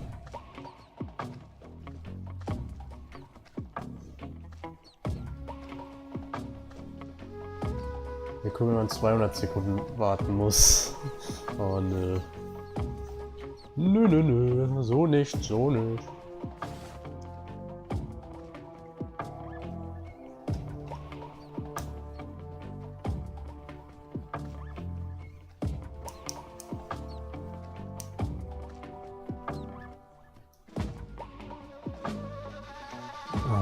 Okay. Fast geschafft. Oder 2000 Sekunden. Oh nein. Nee, nee, nee. Kann man aber gar nicht aushalten hier. Okay, die restlichen 30 Sekunden kann ich doch...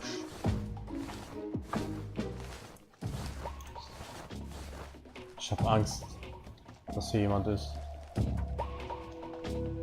Nein, nein, Snack, Snack, Snack, Snack.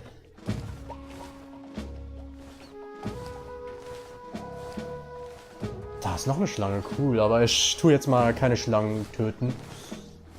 Aber ich hoffe, die beißt mich nicht.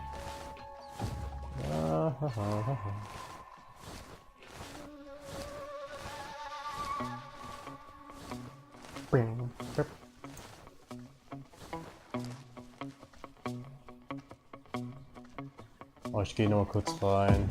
Ich befürchte, dass nämlich da jemand rumläuft.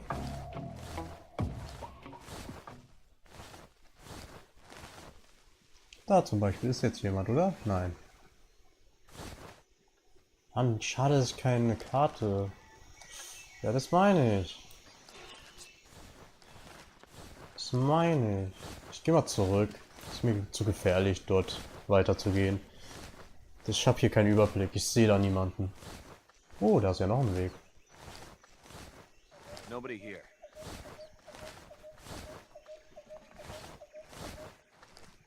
Gott. Hier sind ganz schön viele Ratten. Das hätte lecker Futter sein können, wenn ich die alle hätte. Oh nice. Perfekt. Perfekt. Das Ding, ich sehe nichts.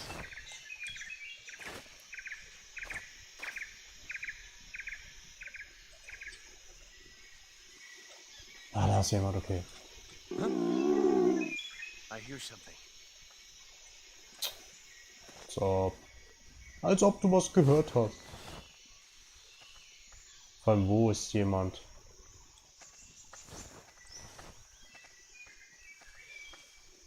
Hier läuft irgendwo jemand rum.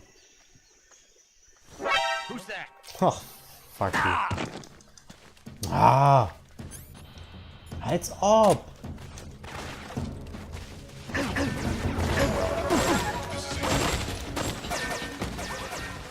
Jetzt baller ich. Baller ich alle tot einfach. So spiele ich jetzt.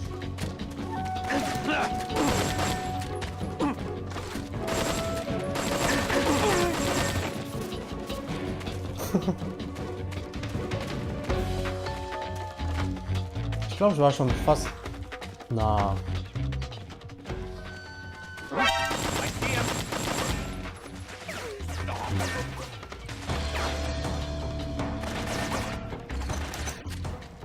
Wieso jetzt nachladen? Oh, what the fuck.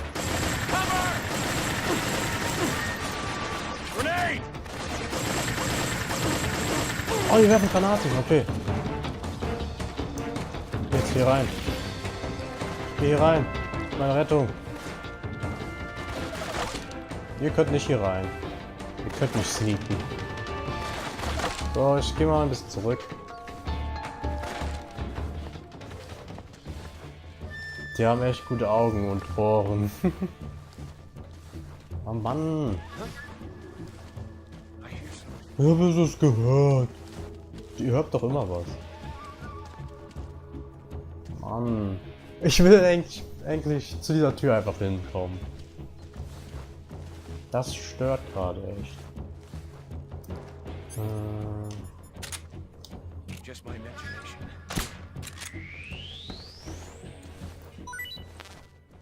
HQ. Käfig voll? This is HQ. Patrol here. We've lost sight of the enemy. Commence alert formation. Acknowledged. The enemy is still nearby. Pursue and engage him. Ah. Hi. Who's that?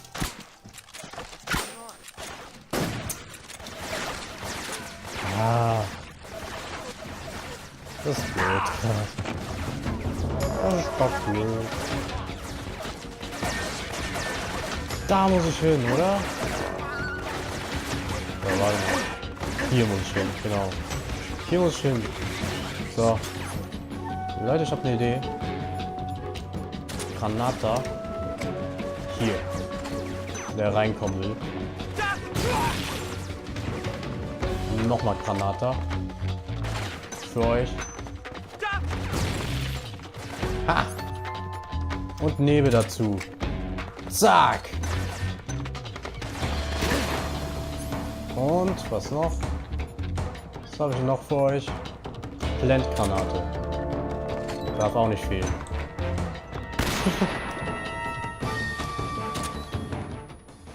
Ah, cool, so kann man die blenden. Jetzt wissen die nicht, wo ich bin. Wissen die bestimmt.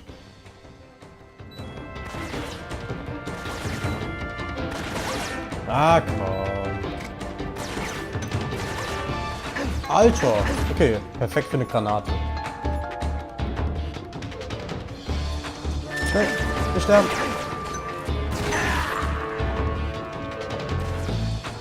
Sind die ernsthaft nicht gestorben bei der Granate? Eigentlich müssten alle sterben bei einer Granate. Schade. Okay, ich muss überlegen, wie ich da am besten sneaky durchkomme. Ich glaube, unsneaky wird es schwer, da durchzukommen. Ich brauch jetzt schon 4 Stunden bestimmt für den Prolog. Aber ja, naja. Kann man ja machen. So. Nice.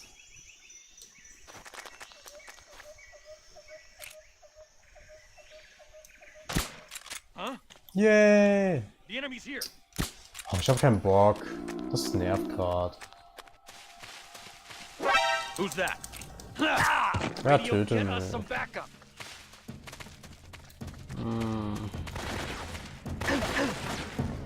Jetzt fallen wir nicht mehr so runter. Oh, was ist das überhaupt, diese SD?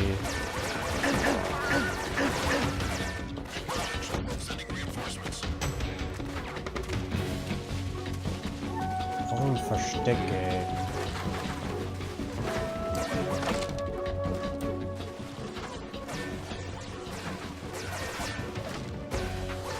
Nein. Hier bin ich nicht.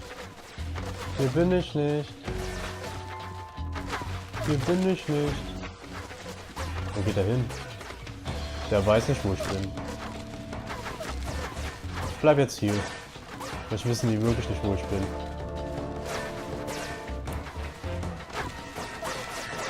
Wissen die, wo ich bin? Oder? Okay, die wissen, wo ich bin. Easy Prolog.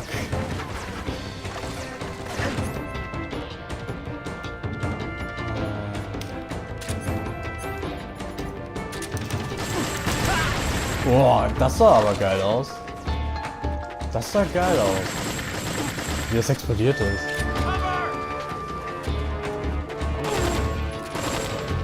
Nice.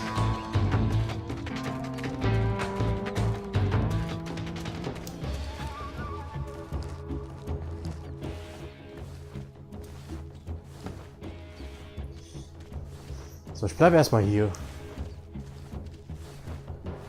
Ich weiß ja wohin. Und wie steht da jetzt? Sie brauchen eine Schlüsselkarte, um ihn zu befreien. Das wäre lustig.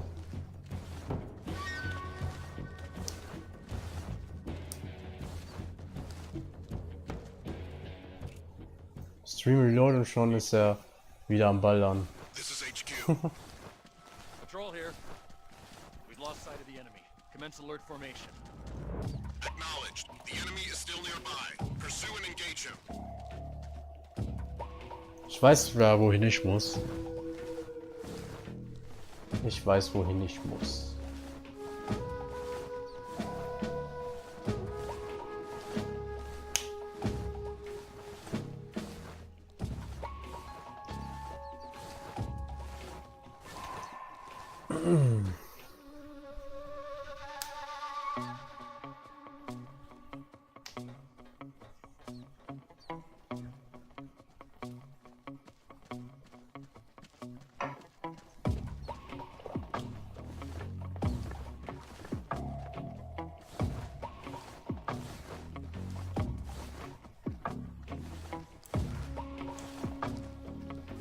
Ich habe ja noch meine Schokolade. Meine Milka-Schokolade. Ich warte dann so lange. Warte ich bis die Zeit um ist. Und dann versuche ich es nochmal. Und diesmal nicht erwischt zu werden.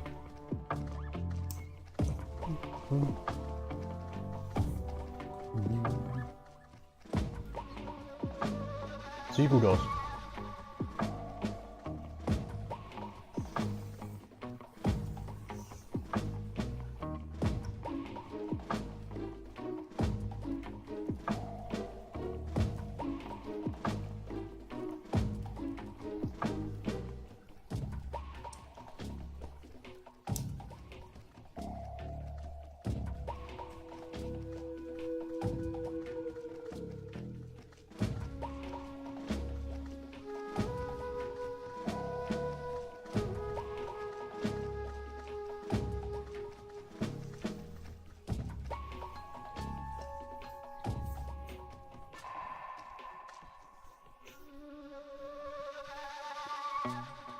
So, bitte jetzt.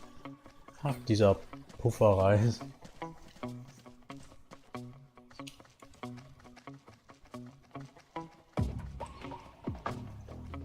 Schocki.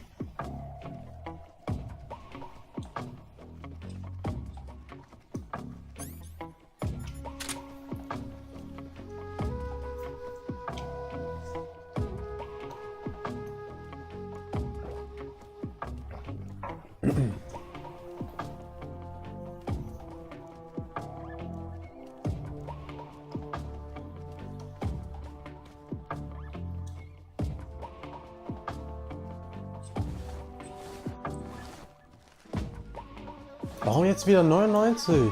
Weil ich mich bewegt habe oder was? Gott.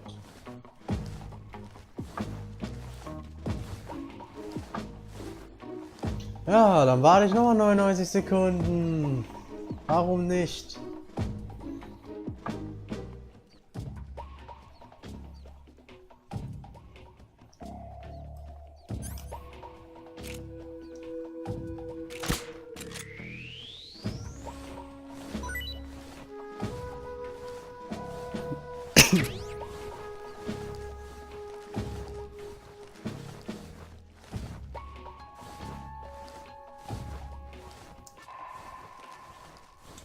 So, ich bleibe jetzt mal hier.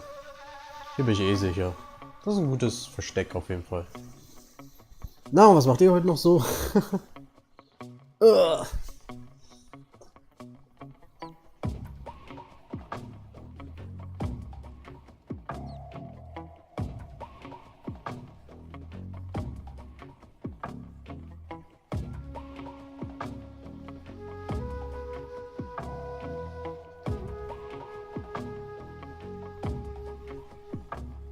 Schau heute deinen Stream und du, ich warte, bis die Wachen endlich weg sind. Yay, noch 40 Sekunden! Ja, im Magic Resort muss man Geduld haben. Wenn man keine Geduld hat, ist es kein Spiel für jemanden. Das heißt, es ist was für mich. Nicht Spaß. Mir gefällt's, mir gefällt's. Oh.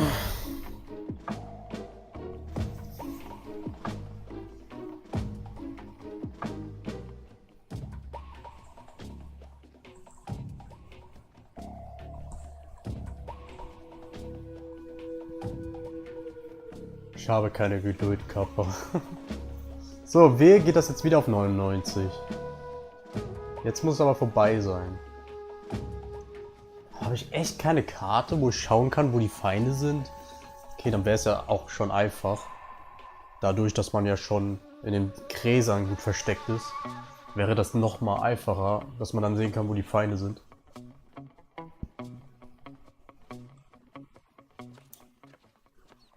HQ. This is HQ. Patrol here. Unable to locate the problem. Understood. Return to your position. Okay, wir warten mal, bis die kurz in ihre Posten zurück sind, weil sonst kommt das wahrscheinlich wieder. Deswegen warten wir mal kurz. Ich warte mal 30 Sekunden. 1, 2, 3, 4, 5, 6, 7, 8, 9, 10, 11, 12, 13, 14, 15, 16, 17, 18, 19, 20, 21, 22, 23, 24, 25, 26, 27, 28, 29, 30. Let's go. Jetzt muss aber keiner uns mehr sehen. Jetzt sind die doch weg. Zurück in eure Stellung. 99 Luftballons.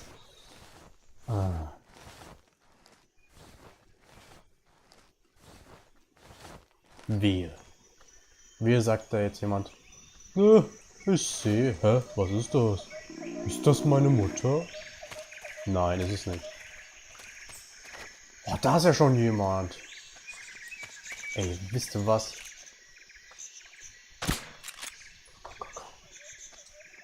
Yes! Oh, endlich. Oh. Was ist mit dem los? So, der ist tot wahrscheinlich.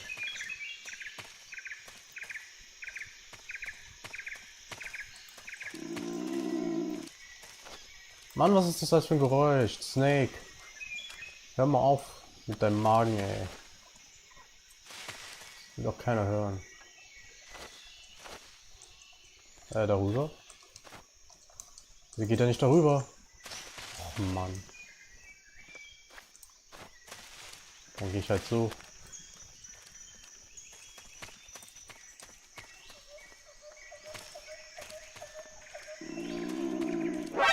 Oh Mann! Fuck you! Oh Mann, ich war doch fast da! Natürlich! Ey, jetzt muss ich doch irgendwas...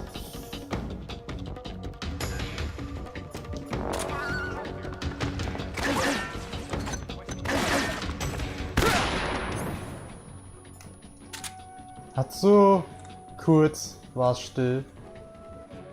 Mach ich einen Trick. Mache ich Blendgranate und Granatentrick. Guck mal, wer klappt.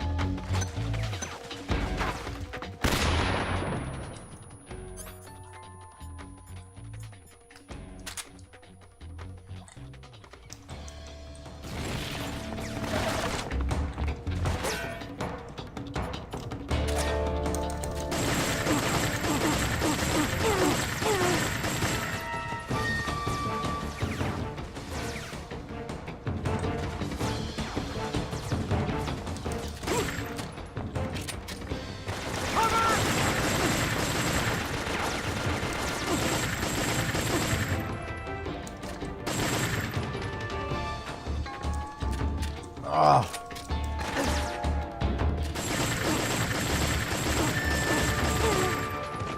So, kann es sein, dass ich schlecht bin, weil Snake Hunger hat? Vielleicht kann das auch sein.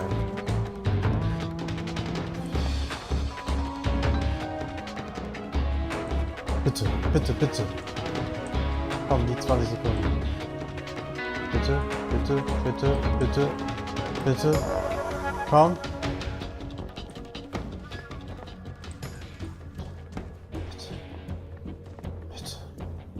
Mama, ich zieh mal was Passendes an. Vielleicht kann das der Run werden. Kann das der Run werden? 40. Das mache ich. Nice. Okay, und das hier. 70, okay. So. Jetzt müsste uns niemand sehen können. 70%. Müsste niemand. Ist da jemand? Ich will gern was sehen. Leute, das kann der Run werden, das kann der Run werden. Da gibt doch Snack mal was zu essen. Ja, okay, gebe ich jetzt gleich.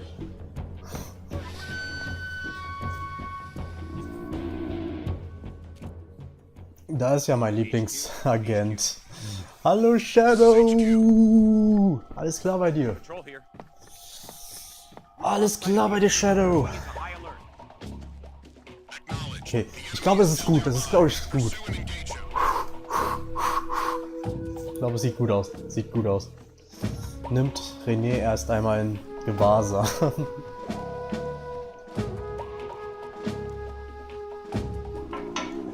Ist ein gutes Versteck, ist ein gutes Versteck.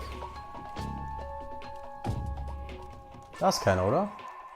Ich sehe nichts, Mann. Ah, sieht gut aus. Dann müssen wir noch die Tür rein und dann haben wir es geschafft. Oh, endlich. René, wir sitzen schon hier so eine Stunde bei diesem Gebiet gerade, weil ich als erwischt werde. Oh Gott. Aber jetzt schaffen wir es, hoffe ich.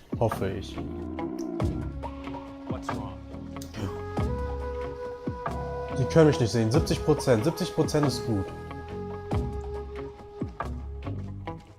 Wie sieht mich jemand? Da ist jemand, oder? Schaut Win verdulds an und bereut jetzt schon die Begrüßung. Du darfst nun anders begrüßen, René. René, wie war eigentlich dein Odyssey-Stream?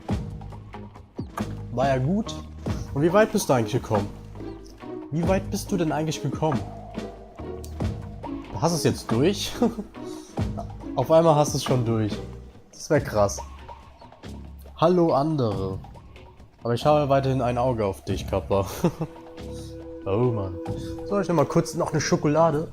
Weil die so lecker ist. Schokolade. Von Milka. Die Milka-Schokolade. Ernsthaft? Schon auf dem Mond? Was? Okay. Dann würde ich sagen, nächstes Mal Finale, oder?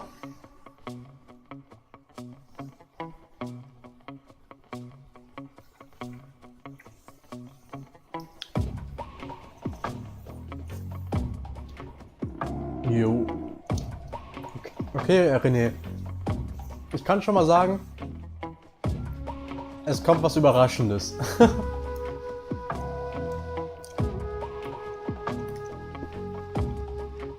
Keine Ahnung, es sieht sehr final aus. Mhm. Denke ich auch.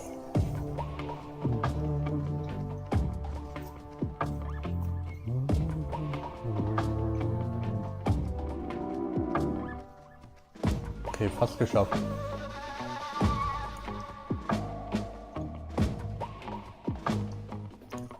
Hast du jetzt eine Lieblingswelt, René?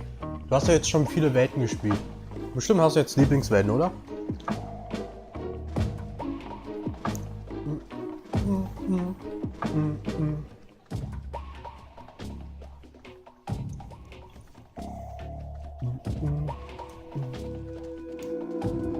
Oh oh. Kommen da welche rein?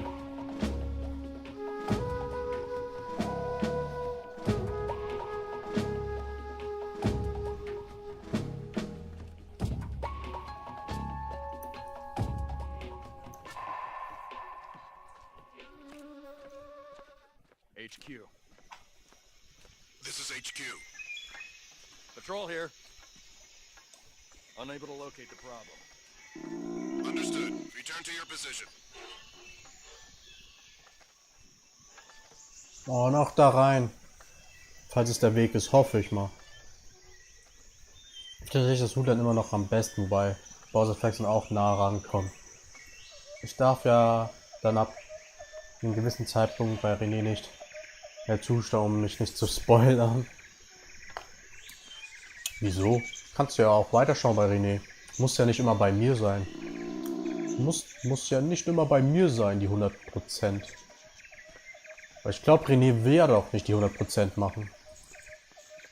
Oh, wir haben es geschafft, endlich. Let's go, Zwischensequenz.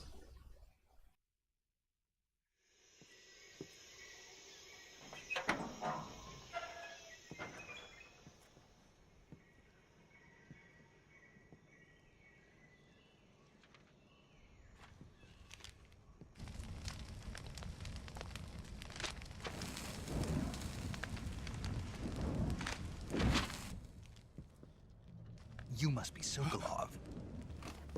Are you one of Volgin's men? You'll never get it from me. No. I'm a CIA agent. I've come to escort you back to the other side of the Iron Curtain. You're CIA? Yeah. I was sent by Major Zero, the man who got you out 2 years ago. Zero? I have a message from him. What is it? He said to tell you sorry for being so late. Did he now? What does it mean? It means he's a man of his word. But we've got no time for this. You have to get me out of here before they arrive. Who's they? Colonel Volgin of GRU. You in the West know him as Thunderbolt. Thunderbolt? Never heard of him.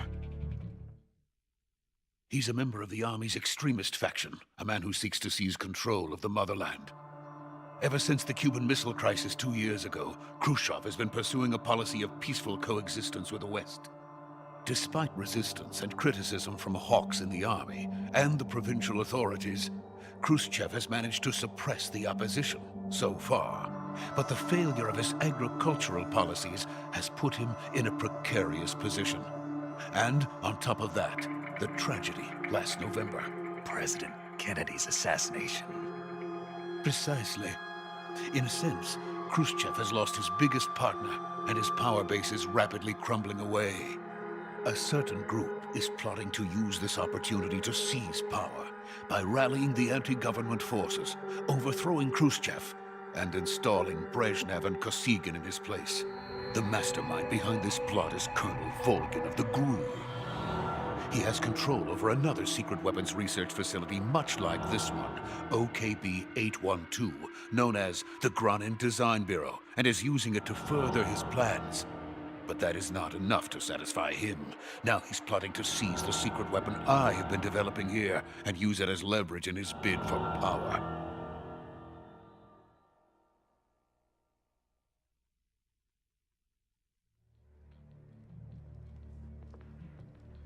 The intelligence says that they are going to make their move during the test.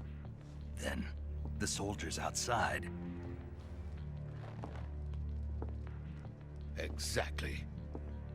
They wouldn't need that many men just to keep me inside. Their orders were to prevent Colonel Volgin from capturing me. Even if it meant killing me in the process, or so it would seem.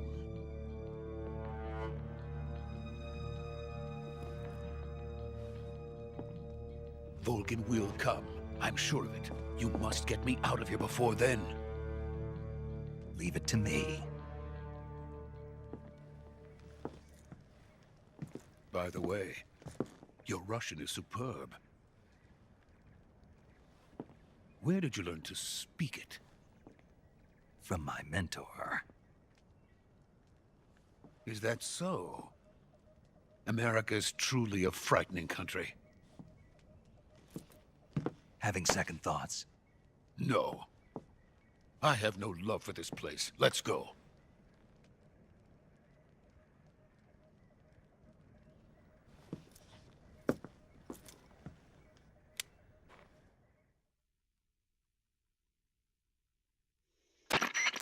Major, this is Snake. Sokolov is safe with me. He's doing fine. No injuries. Good work, Snake. Now hurry up and get Sokolov to the recovery point. We'll rendezvous with you there. Roger.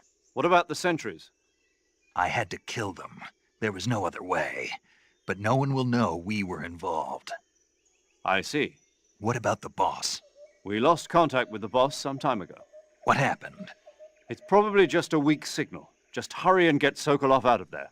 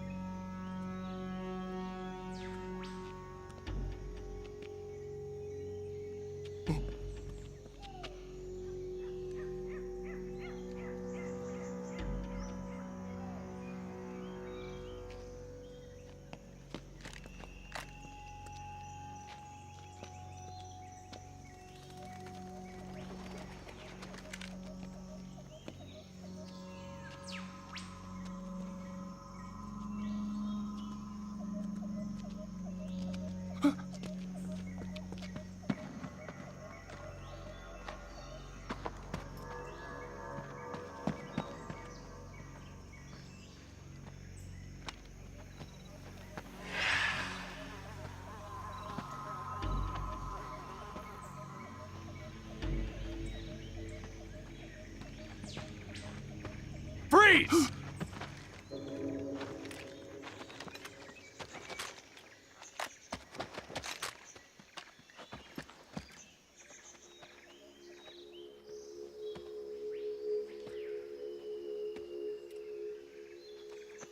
So this is the legendary boss. Huh?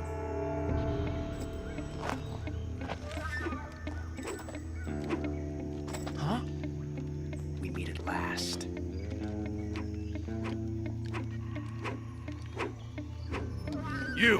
You're from the Ocelot unit of Spetsnaz. Huh. What's a GRU soldier doing here? Soldier?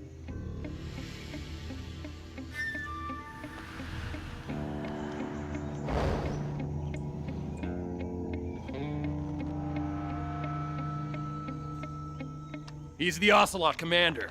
Ha! That's Major Ocelot to you.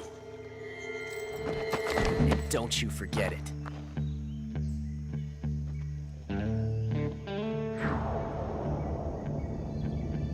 Sokolov is ours. Now get out of here. And Ocelot never lets his prey escape. What?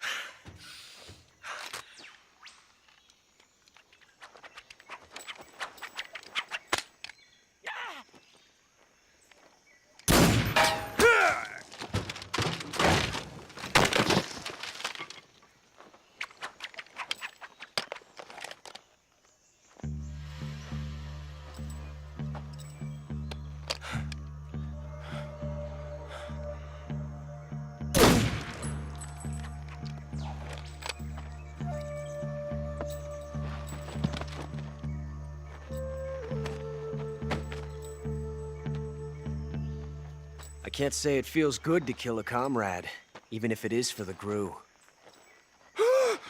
Sokolov, take cover.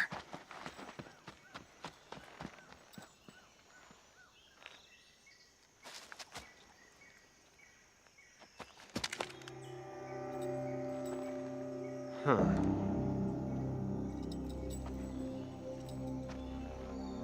You're not the boss, are you?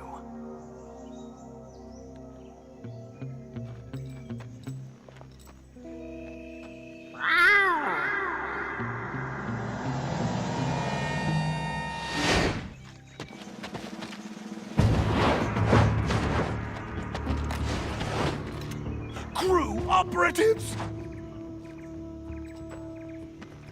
What is that stance? That gun.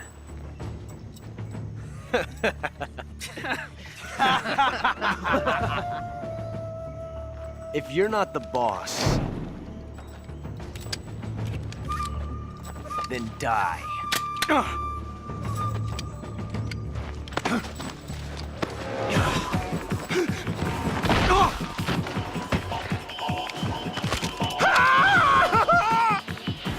Major! Leave it! Shoot the other one! Whoa!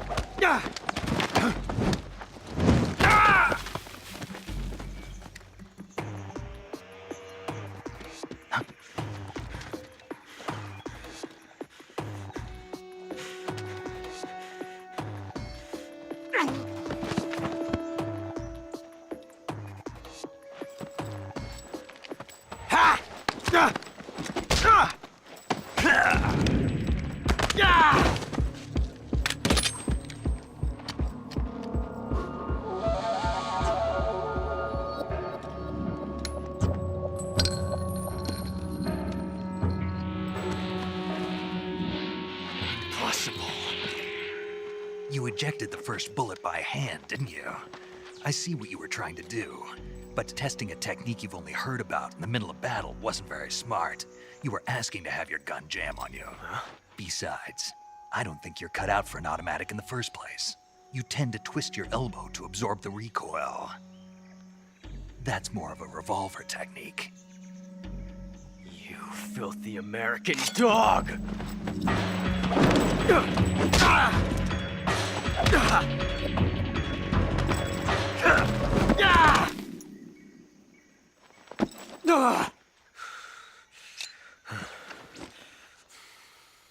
But that was some fancy shooting. You're pretty good. Pretty good.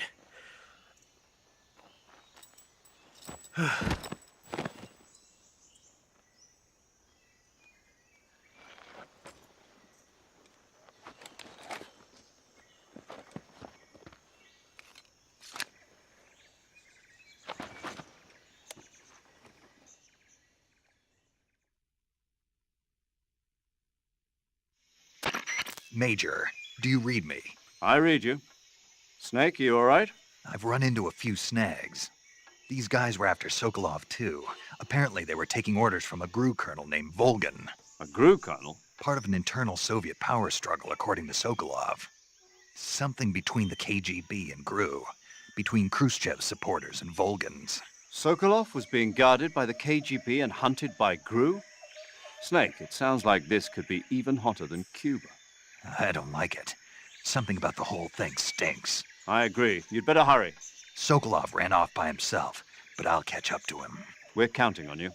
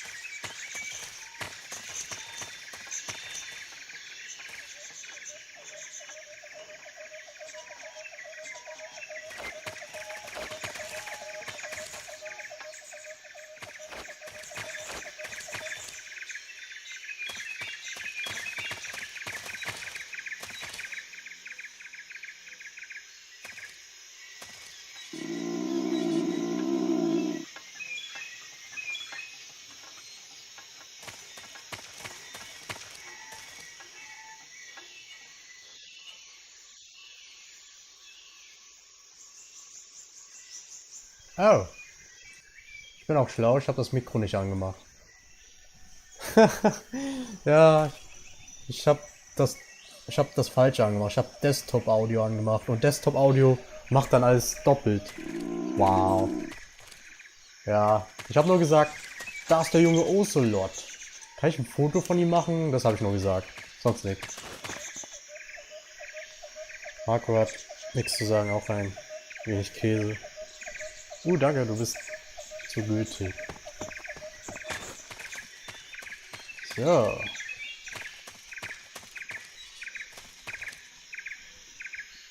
Marco, man hört dich nicht. Was? Man hört mich doch jetzt. Jetzt hört man mich doch wieder. Jetzt müsste man mich wieder hören können. Oder hört ihr mich nicht? Wenn ihr mich nicht hört, ist dann blöd. Komm ich nochmal da hoch. Lalalala. Aber ich habe auch Bock mal wieder Odyssey zu spielen, wo ihr heute alle davon spricht. Ich auch mal wieder Bock. Aber warte mal, kann man mich echt nicht hören?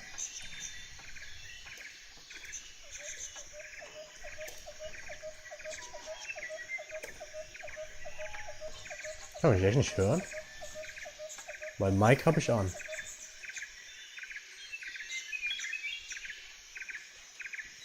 Also mein Mic ist laut OBS an. Doch, okay, gut. Ich dachte schon. Wo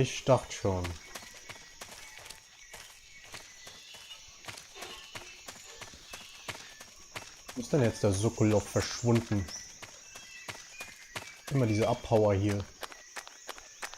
Haut der auch gerne mal ab? Gott. Okay, das geht glaube ich auch. Aber stimmt, jetzt kann ich mich ein bisschen erkundigen, was hier noch so ist. Ich könnte Schlangen auch endlich mal essen. Oh, warte mal. Was? Nicht getroffen? Okay, schade. Kann am Puffer liegen, kommt dann alles zeitversetzt. Achso. Ich bin zwiegespalten. Ich will einerseits mal Odyssey zu 100% spielen, aber andererseits habe ich keine Lust auf 990 Monde im Stream zusammen. Naja, du kannst ja schon mal anfangen, Shadow. Ich kann dir nur sagen, Shadow, man kommt in neue Welten. Wenn du Bock auf neue Welten hast, dann kannst du ja ein bisschen weiter streamen. Also das kann ich ja schon mal verraten. Es gibt dann neue Welten. Aber musst du wissen, wie du es machen willst. Musst du wissen. Ah, okay. Oh, da ist was. Nett. Okay. Nice. Kann ich es aufmachen? Geht nicht auf, oder was? Als ob das nicht aufgeht. Schade. Hatte kurz die Möglichkeit, das Pilzkönigreich zu sehen. Ja, du weißt, da hast du schon ein bisschen was gesehen, oder? Aber ich kann sagen, das ist nicht alles. Das ist nicht alles. Droppen die irgendwas? Ja, nix. Oh, droppt eigentlich Ocelot was? Gucken, ob der was droppt.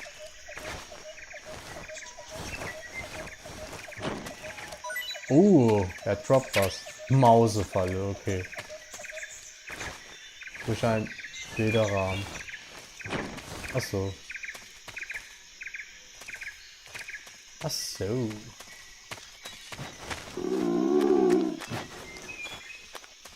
Oh, okay, ja, Snake ess jetzt eigentlich was. Ich glaube, Snake braucht jetzt mal seine Nahrung. Er stirbt noch. Glaube ich. Könnte lecker schmecken.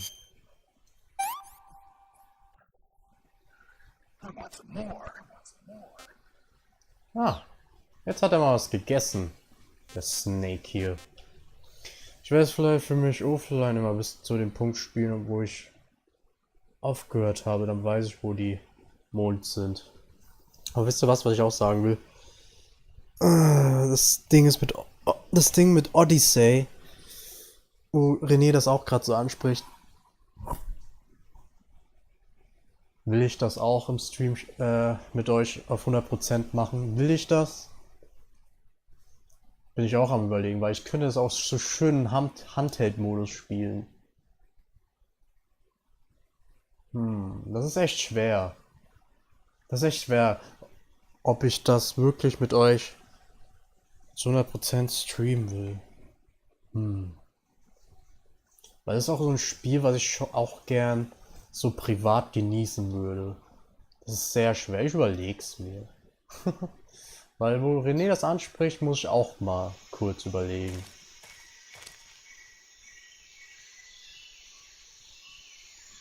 Das ist auch für mich das Problem. Ich will's halt auch offline spielen. Ja, das verstehe ich vollkommen. Das verstehe ich. Ich eigentlich auch. Ich eigentlich auch.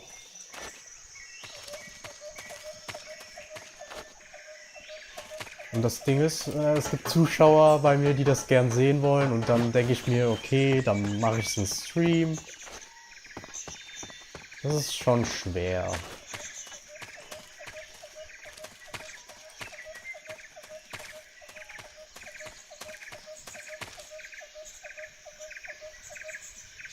Oh nein, ich sehe die Meute hinter mir her. Oh nein, ich sehe die Meute hinter mir her. Gott. Oh Gott, oh Gott.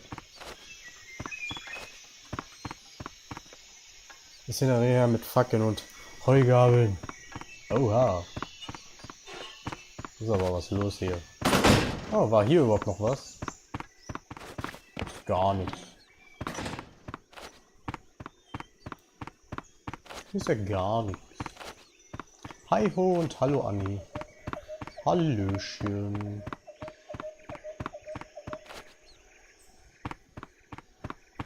Hä? Wo ging's jetzt raus? Wo ging's jetzt raus? Hä? Ah, hier. Es war so dunkel, ich habe nichts erkannt. Nur was zum Mampfen, Jungs. Aber nicht so viel, René. Nicht so viel. Und Mädels. Nicht, dass du platzt, René. Mir geht's gut und selbst? Mir geht's auch gut, Vincent. Und dir? Wie geht's dir, Vincent? Also mir geht's gut. So. Habe Hunger. Schlemmerland ist schuld. Oh. Okay.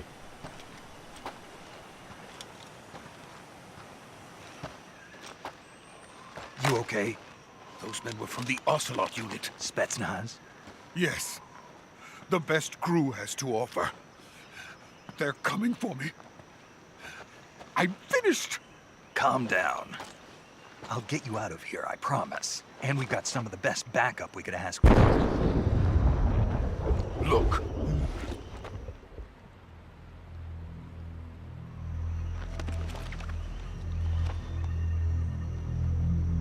That's what they were making you build? Yes. The Shagohod. The treading behemoth. A tank capable of launching nuclear IRBMs. It can launch nuclear missiles from that kind of terrain? Oh, yes. And without support from friendly units. A nuclear-equipped tank capable of operating solo.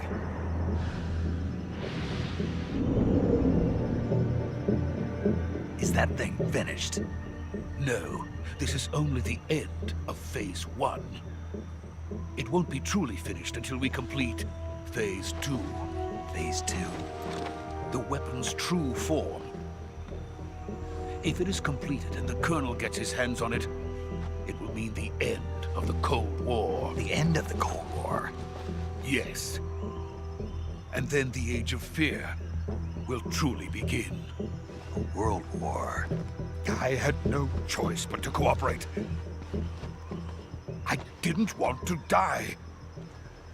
I wanted to see my wife and child again in America.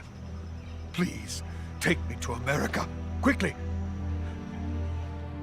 They cannot complete it without my help. Got it. Let's go.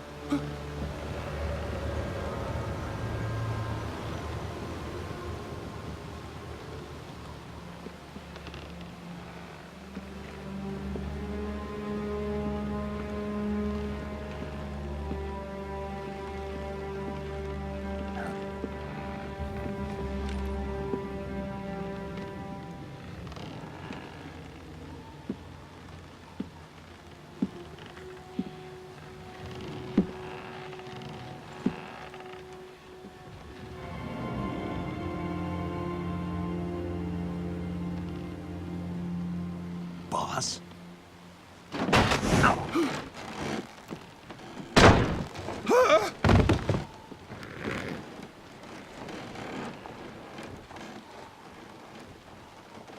Good work, Jack.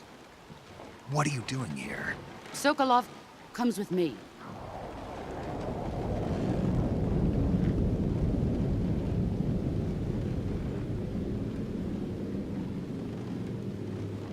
Huh?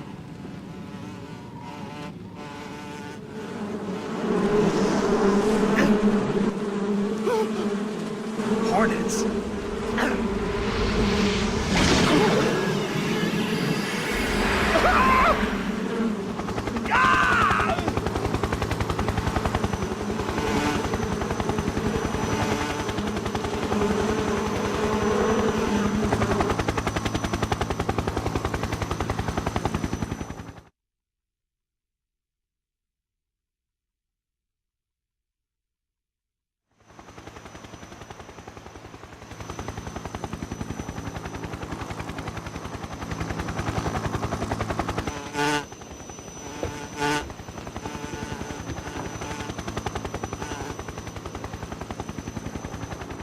My friends, let us fight together again.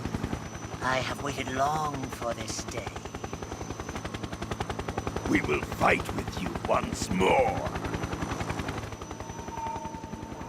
Welcome back, boss. Now that all 5 of us are together, it's time we go to the depths of hell itself.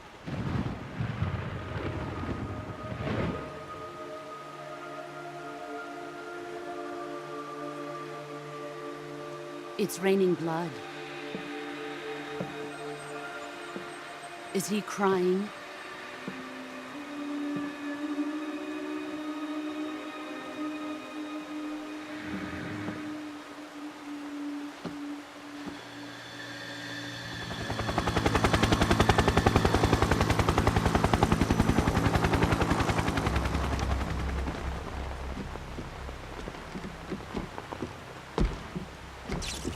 Kuwabara, Kuwabara.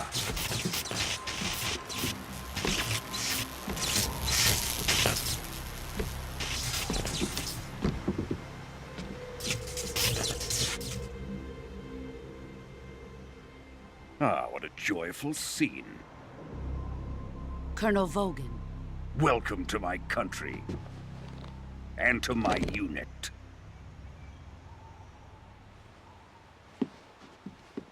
Boss, what is this? I'm defecting to the Soviet Union. Sokolov is a little gift from my new hosts. Recoilless nuclear warheads.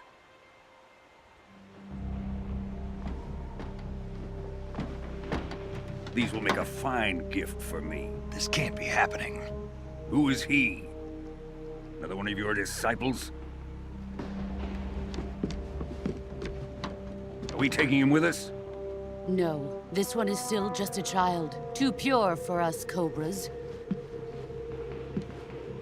He has not yet found an emotion to carry into battle. What are you talking about? Think you can pull the trigger?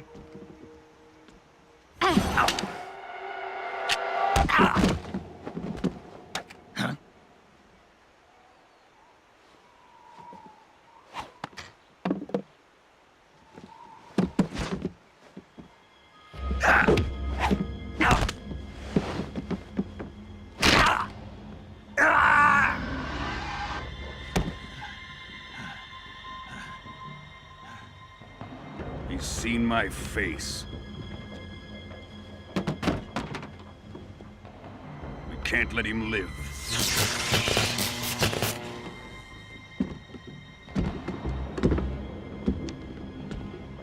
If Khrushchev finds out about this, we're finished.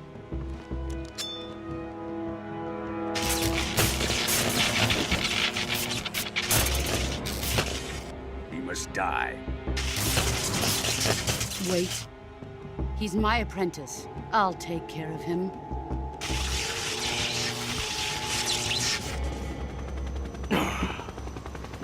Jack, you can't come with us.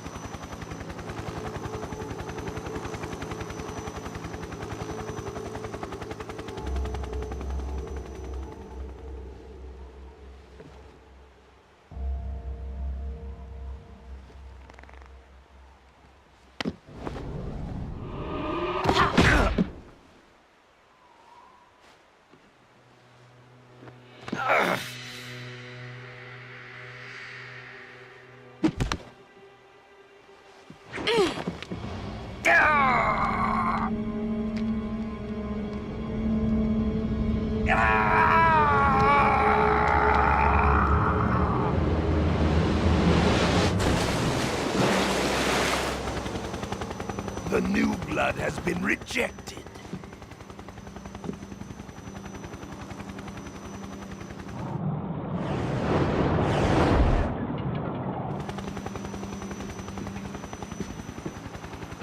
Are we done here? Now, onto Sokolov's research facility. Shagohod is ours.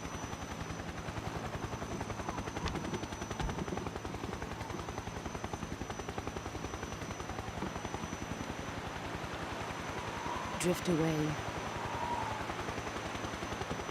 My place is with them now.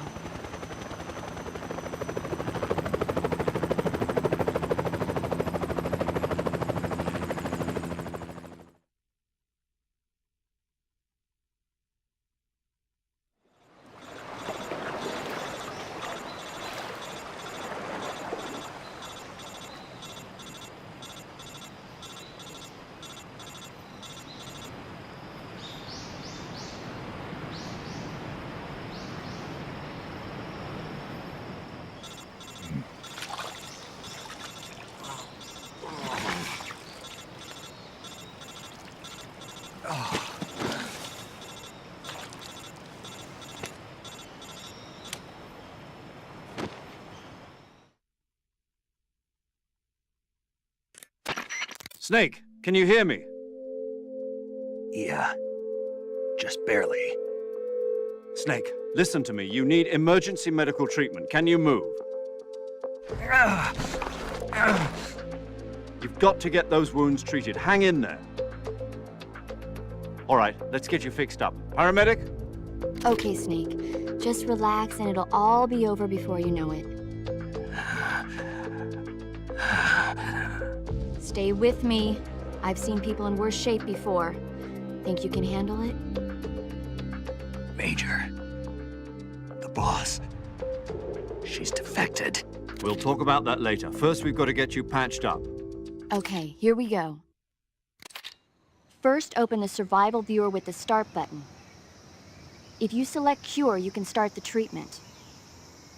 Healing is divided into treatment using medicine with the item window button and surgical treatment using the weapon window button.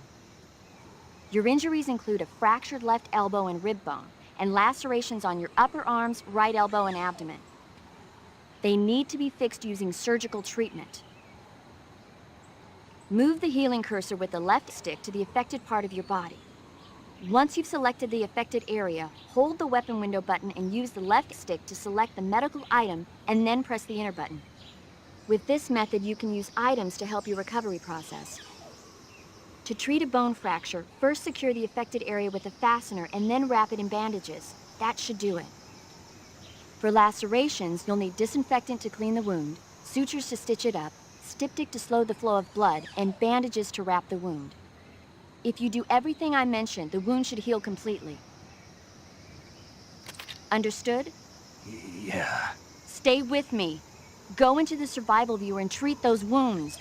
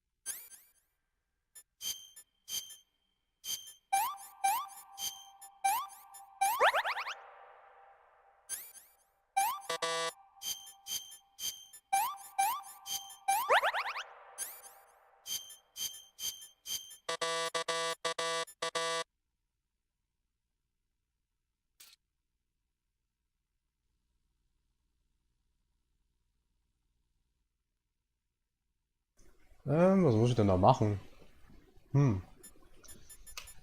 Was? Kein Verband angelegt. Achso, ein Verband. Verband.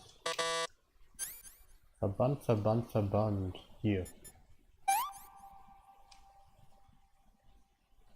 Beschwerde Knochenbruch.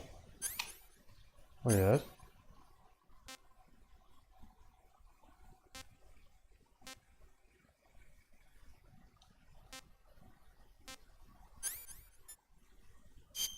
Hä? I don't understand this.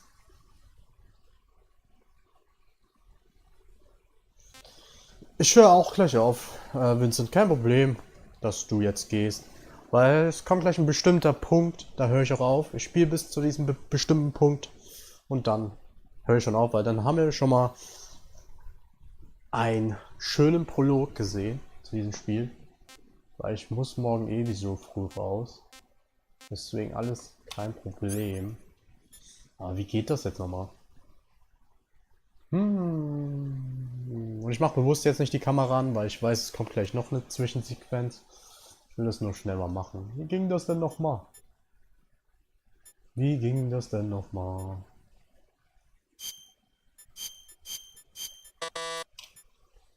Ich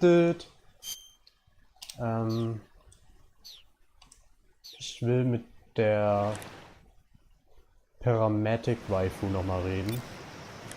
Wo war sie? Dort. Snake, you're not done treating yourself. Go back into the survival viewer and treat the rest of your wounds. Ja, aber sag mir doch wie. Snake, you're not done treating yourself. Go back into the survival viewer and treat the rest of your wounds. Na gut, dann sag mir halt nichts. Ich will nur langsam mal mit der Anime-Liste anfangen. Was? Anime-Liste? Welche Anime-Liste, René? Meinst du bei mir im Discord jetzt? Oh Gott.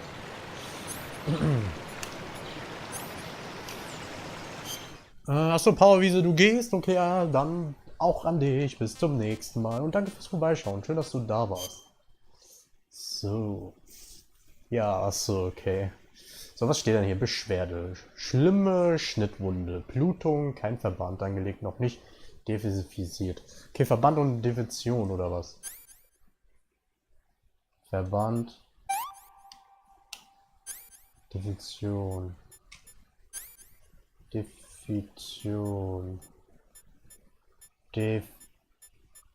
Da. Und jetzt?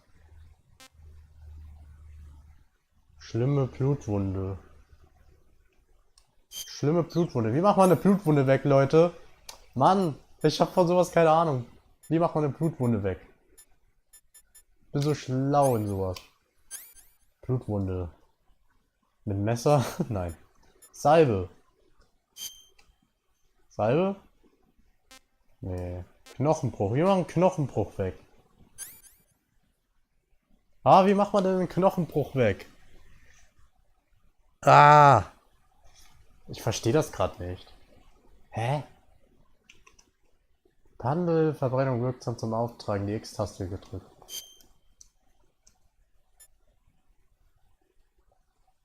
Blutung nähen und verbinden.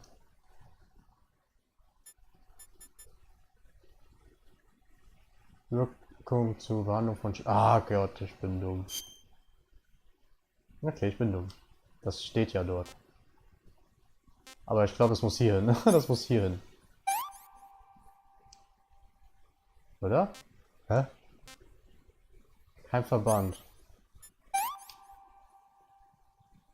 Hä? Hä? Einfach noch was brechen, dann vergisst man den Schmerz.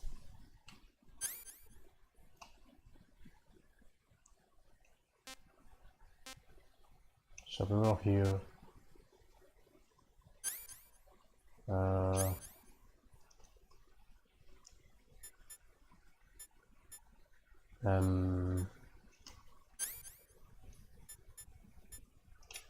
ich glaube, hier brauche ich nichts mehr, oder?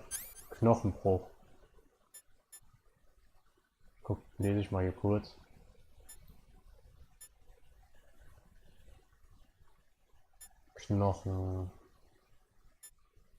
Knochenbrüche hier. Ah, okay. Hier ist auch noch ein Knochenbruch. Ah, okay, jetzt noch schlimme Blutwunde. Ah, okay, ich lerne, Leute, ich lerne. Schlimme Schnittwunde, Blutung. Schnittwunde und Blutung, okay. Blutung. Schnittwunde. Hier. Ah, okay. Alles klar.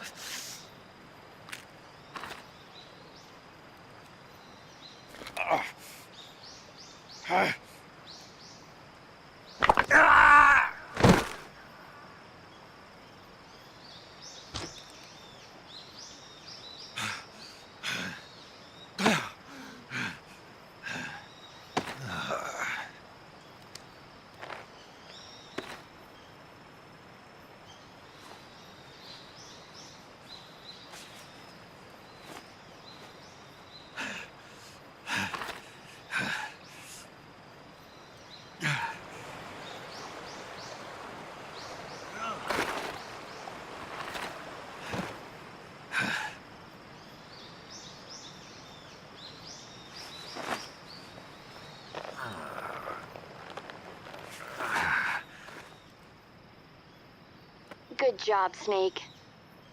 We're coming to get you now. Just stay where you are. We'll drop a recovery balloon. Can you set it up?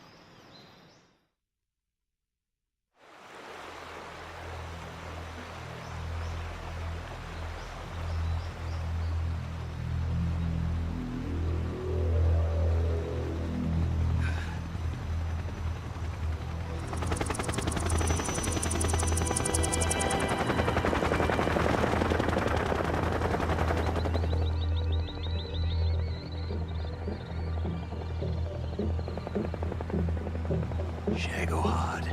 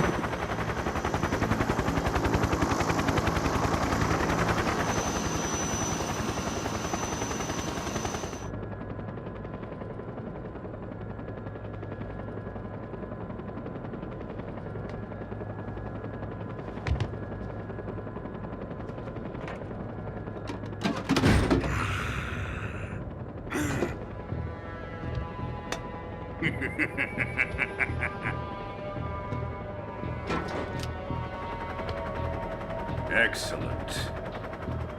A great success.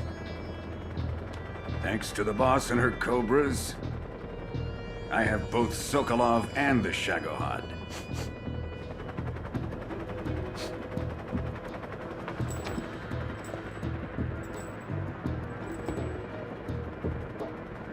What are we going to do with the girl? Who is she? Apparently she's Sokolov's woman.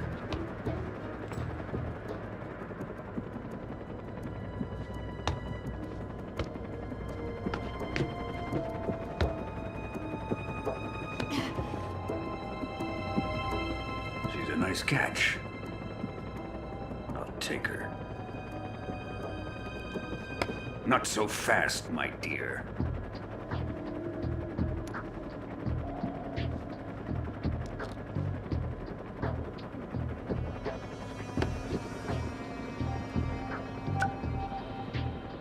A kiss of death? Are you KGB? We may be able to use her.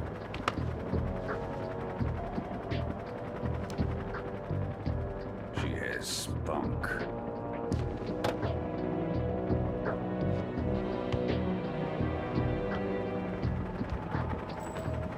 Shall we take her back to the base? Perhaps we should. We have no further use for Sokolov's research facility. I think it's time I gave this marvelous new toy a try. Colonel, even if they are our enemies, they're still our countrymen. But it won't be me that pulled the trigger. It'll be our friend, the American defector. You're going to nuke your fellow Russians? Remember the Alamo. Colonel!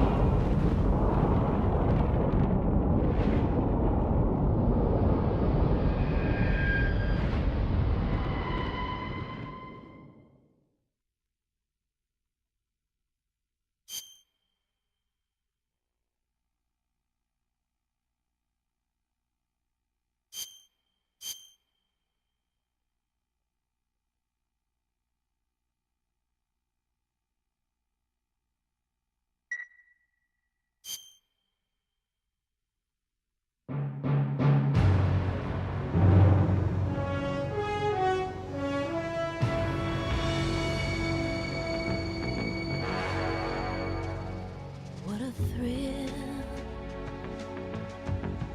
with darkness and silence through the night. What a thrill, I'm searching and I'll melt into you.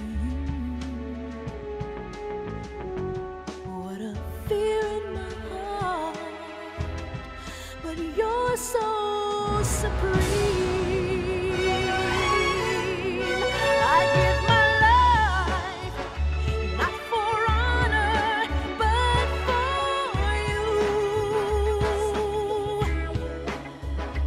In my time, there'll be no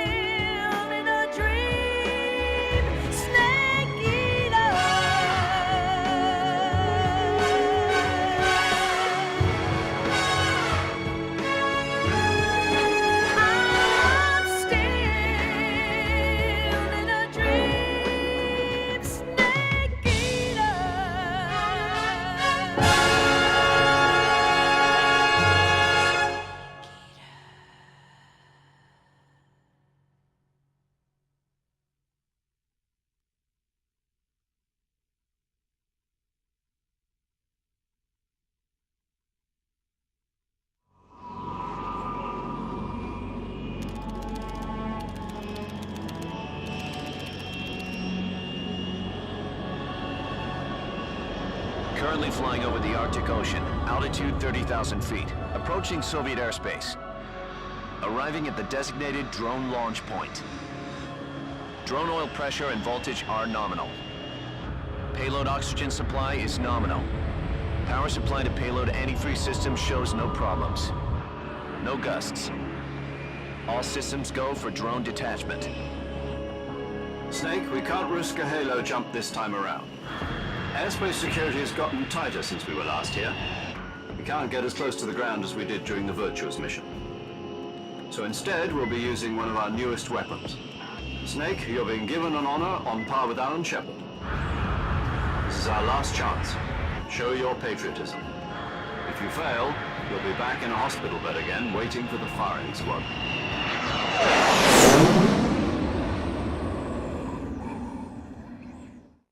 So how does it feel to be a patient in one of the most advanced ICUs in the world? Would you do me a favor and tell the suits about visiting hours? I'll never get better with them assaulting me day and night with their questions. Must be part of the top brass's inquiry. More like an interrogation. According to them, I'm a traitor and an accomplice to the boss's defection. They're just looking for a scapegoat. Does that mean they're after you, too? Let's just say neither one of us is going to be made a national hero out of this. Does this mean Fox is going to die? No. This Fox is still one step ahead of the Hounds. The reason I came to see you today, Jack, it's time for Fox to clear its name. What are you talking about? The situation has changed. We've still got a chance to come out of this one alive. Yeah, what kind of chance? Don't get too excited. Here, have a cigar. It's Cuban.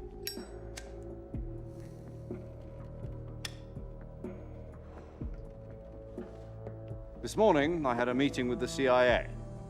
They decided when they're going to execute us? No. Something even bigger. Yesterday, the White House received an unexpected call. President Johnson? Yes, I hear you, Mr. Chairman. It was a hotline call from Khrushchev to President Johnson. From the head of the Soviet Union? That's right. A few days ago, one of our country's main design bureaus, OKB 754, was destroyed in a nuclear explosion. At about the same time, our anti-aircraft radar picked up a signature that appeared to come from one of your military aircraft. Does any of this sound familiar to you? In retaliation, I have placed our armed forces on secondary alert. Depending on your response, I may be left with no choice but to order the military to maximum alert and unleash Armageddon. With the help of your predecessor, I was able to survive the Cuban incident. But my power is not as great as it once was. If I am to survive this crisis, I must have your full cooperation. I should have contacted you myself. Did you know that one of our soldiers defected to your country a week ago? No. So you haven't heard then? The man who arranged the defection was a GRU colonel by the name of Yevgeny Borosovich Volgin. Volgin? Of the Brezhnev faction. Go on. Who is the soldier? Her name is the Boss. She's a living legend. During World War II, she was the one who led us to victory in that war. In Russia, you know her as Voyevoda. You mean the Boss? The mother of your special forces? Yes, that's the one. And she took 2 miniature nuclear shells along with her. The Boss took 2 miniature nuclear shells? I'm afraid so. I believe they were a gift for her new hosts. The Davy Crockett Atomic Battle Group delivery system was completed 2 years ago. But serious problems were found with the launcher's range and precision. Although they were mass-produced, they've never been deployed in battle. But Sokolov's research facility was completely wiped out. The whole area is polluted. I can only offer you my deepest condolences over this terrible tragedy. So, the boss, with Colonel Volgin's help, stole 2 experimental nuclear shells and took them with her as gift when she defected. Then, shortly thereafter, Sokolov's design lab, a top-secret military research facility, was destroyed by one of these weapons. Am I right so far? Yes, that's correct. And the American government denies any involvement in the affair. Is that right as well? That's correct. We were not involved in any way. Then what was a U.S. military aircraft doing on our radar screen? It was clearly in violation of our airspace. And yet you say it was not acting under your orders. That's correct. You expect me to believe that this was all the work of a single soldier? I don't know what else to tell you. The Army insists that this is all a ploy on your part. I've said it once, and I'll say it again. Our government had nothing to do with it. And I would like dearly to believe you. However, I'm afraid my power over the military has weakened since the Cuban incident. I will need some kind of proof that this was not the action of the American government. You have 1 week. You must catch the boss yourselves and recover the remaining nuclear device. Then, you must find some way to prove your innocence. Prove our innocence? Yes, preferably something painful. Prove to me that this is not merely another one of your tricks. The boss should be close to Colonel Volgin. How about a little coaction? I would not expect too much if I were you. The political situation here is unstable. And Colonel Volgin is a member of the Brezhnev faction, which seeks to topple my government. 1 week. You have only 1 week, and if it is not too much to ask, do something about Volgin as well. What is that supposed to mean? Nothing. It means nothing. Call it a modest gentleman's agreement to ensure our continued relationship. What if we can't prove our innocence? Then I will be unable to restrain the military. I will be ousted, and they will seek their revenge. A nuclear attack on the United States? I leave the disposal of this situation entirely to your discretion, Mr. President. Disposal? If you fail, it will mean the beginning of a new world war. To put it simply, in order to avoid a full-scale nuclear conflict, we have to prove that America was not involved in that explosion. And eliminating the boss ourselves will prove America's innocence? Right. The higher-ups have decided that you're the only one capable of pulling this off. You were her last apprentice. Screw this one up, and we'll both be 6 feet under. There's no choice.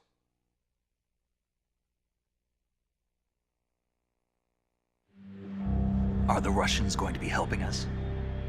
The KGB has promised to lend us one of their communications satellites so that you and I can talk to each other. That's it? They've also put us in touch with a couple of insiders. Insiders? There was a defection in September 1960. Do you remember it? You mean the 2 NSA codebreakers who went over to the Soviet Union? Precisely. Since then, they've apparently been training with the KGB for exactly this kind of situation. Their code names are Adam and Eva. I've been told that Adam has infiltrated Volgin's ranks. We've also arranged for him to provide you with an escape route. You'll need to rendezvous with him when you get there.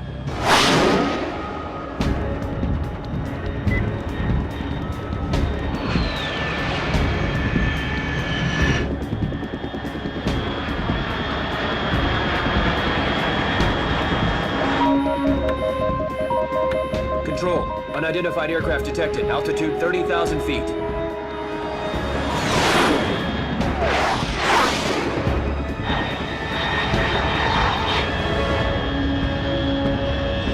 It's fast.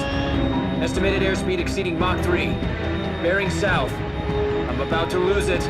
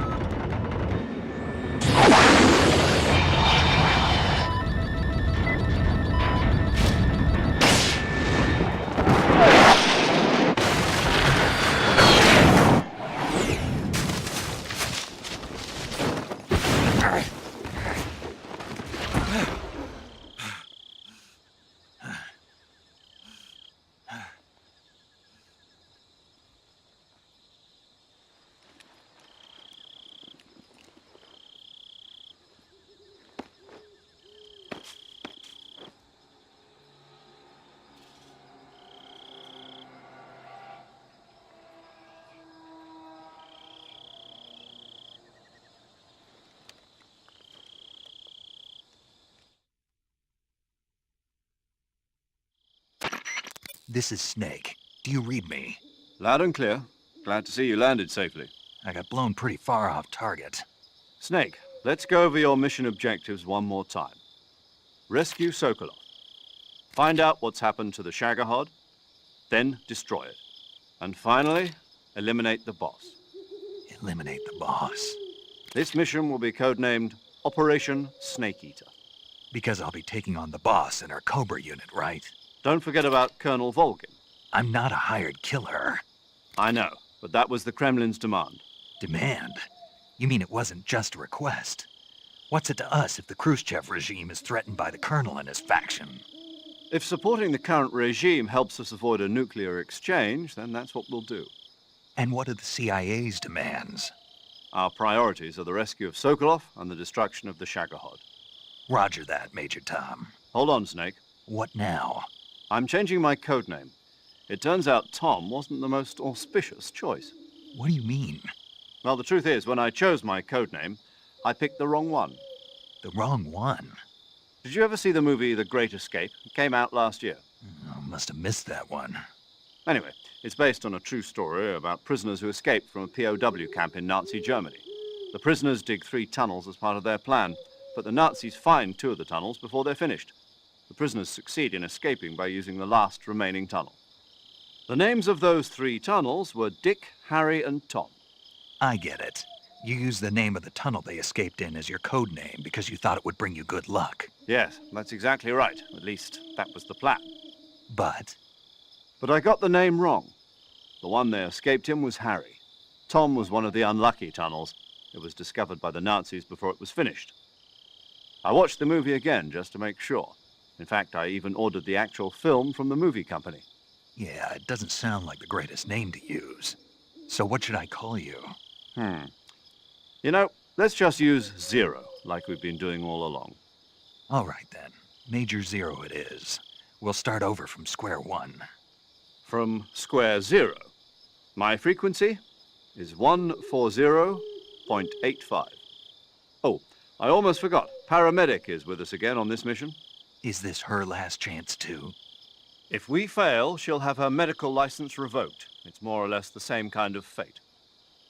Her frequency is the same as during the Virtuous mission, 145.73. She'll be recording your mission data as well, just like the last time. That frequency is also the same, 140.96. And there's one more person on your support team. His name is Mr. Sigint. He's an expert on the latest in weapons and equipment technology. You'll be going up against some of the world's most advanced weaponry when you infiltrate the research facility. If you have any questions, just ask him. His frequency is 148.41. Mr. Sigint. Got it. Adam, your KGB contact, is waiting for you at the abandoned factory up ahead. The same factory Sokolov was being held in last week. Yes, meet up with Adam first. He's cleared the way for you to rescue Sokolov. How will I know this Adam guy when I see him? You'll know once you reach the factory. The whole area's been polluted by the fallout from that nuclear blast. No one else would dare come close. The password is, "Who are the Patriots?" and "Lali Lule Lo." Lali Lule Lo. Gotcha. You've been equipped with a 45 for this mission. Be careful, it's noisy. I thought standard Fox procedure was procure on-site weapons acquisition. The circumstances are different this time. You're now on an official mission for the United States government. It would be necessary to make your presence known to a certain extent, to the Khrushchev regime at the very least. But remember, this is still a sneaking mission. Snake, if you fail this mission, it will mean an all-out nuclear war. Keep that in mind and proceed with extreme caution. Understood. Commencing Operation Snake Eater.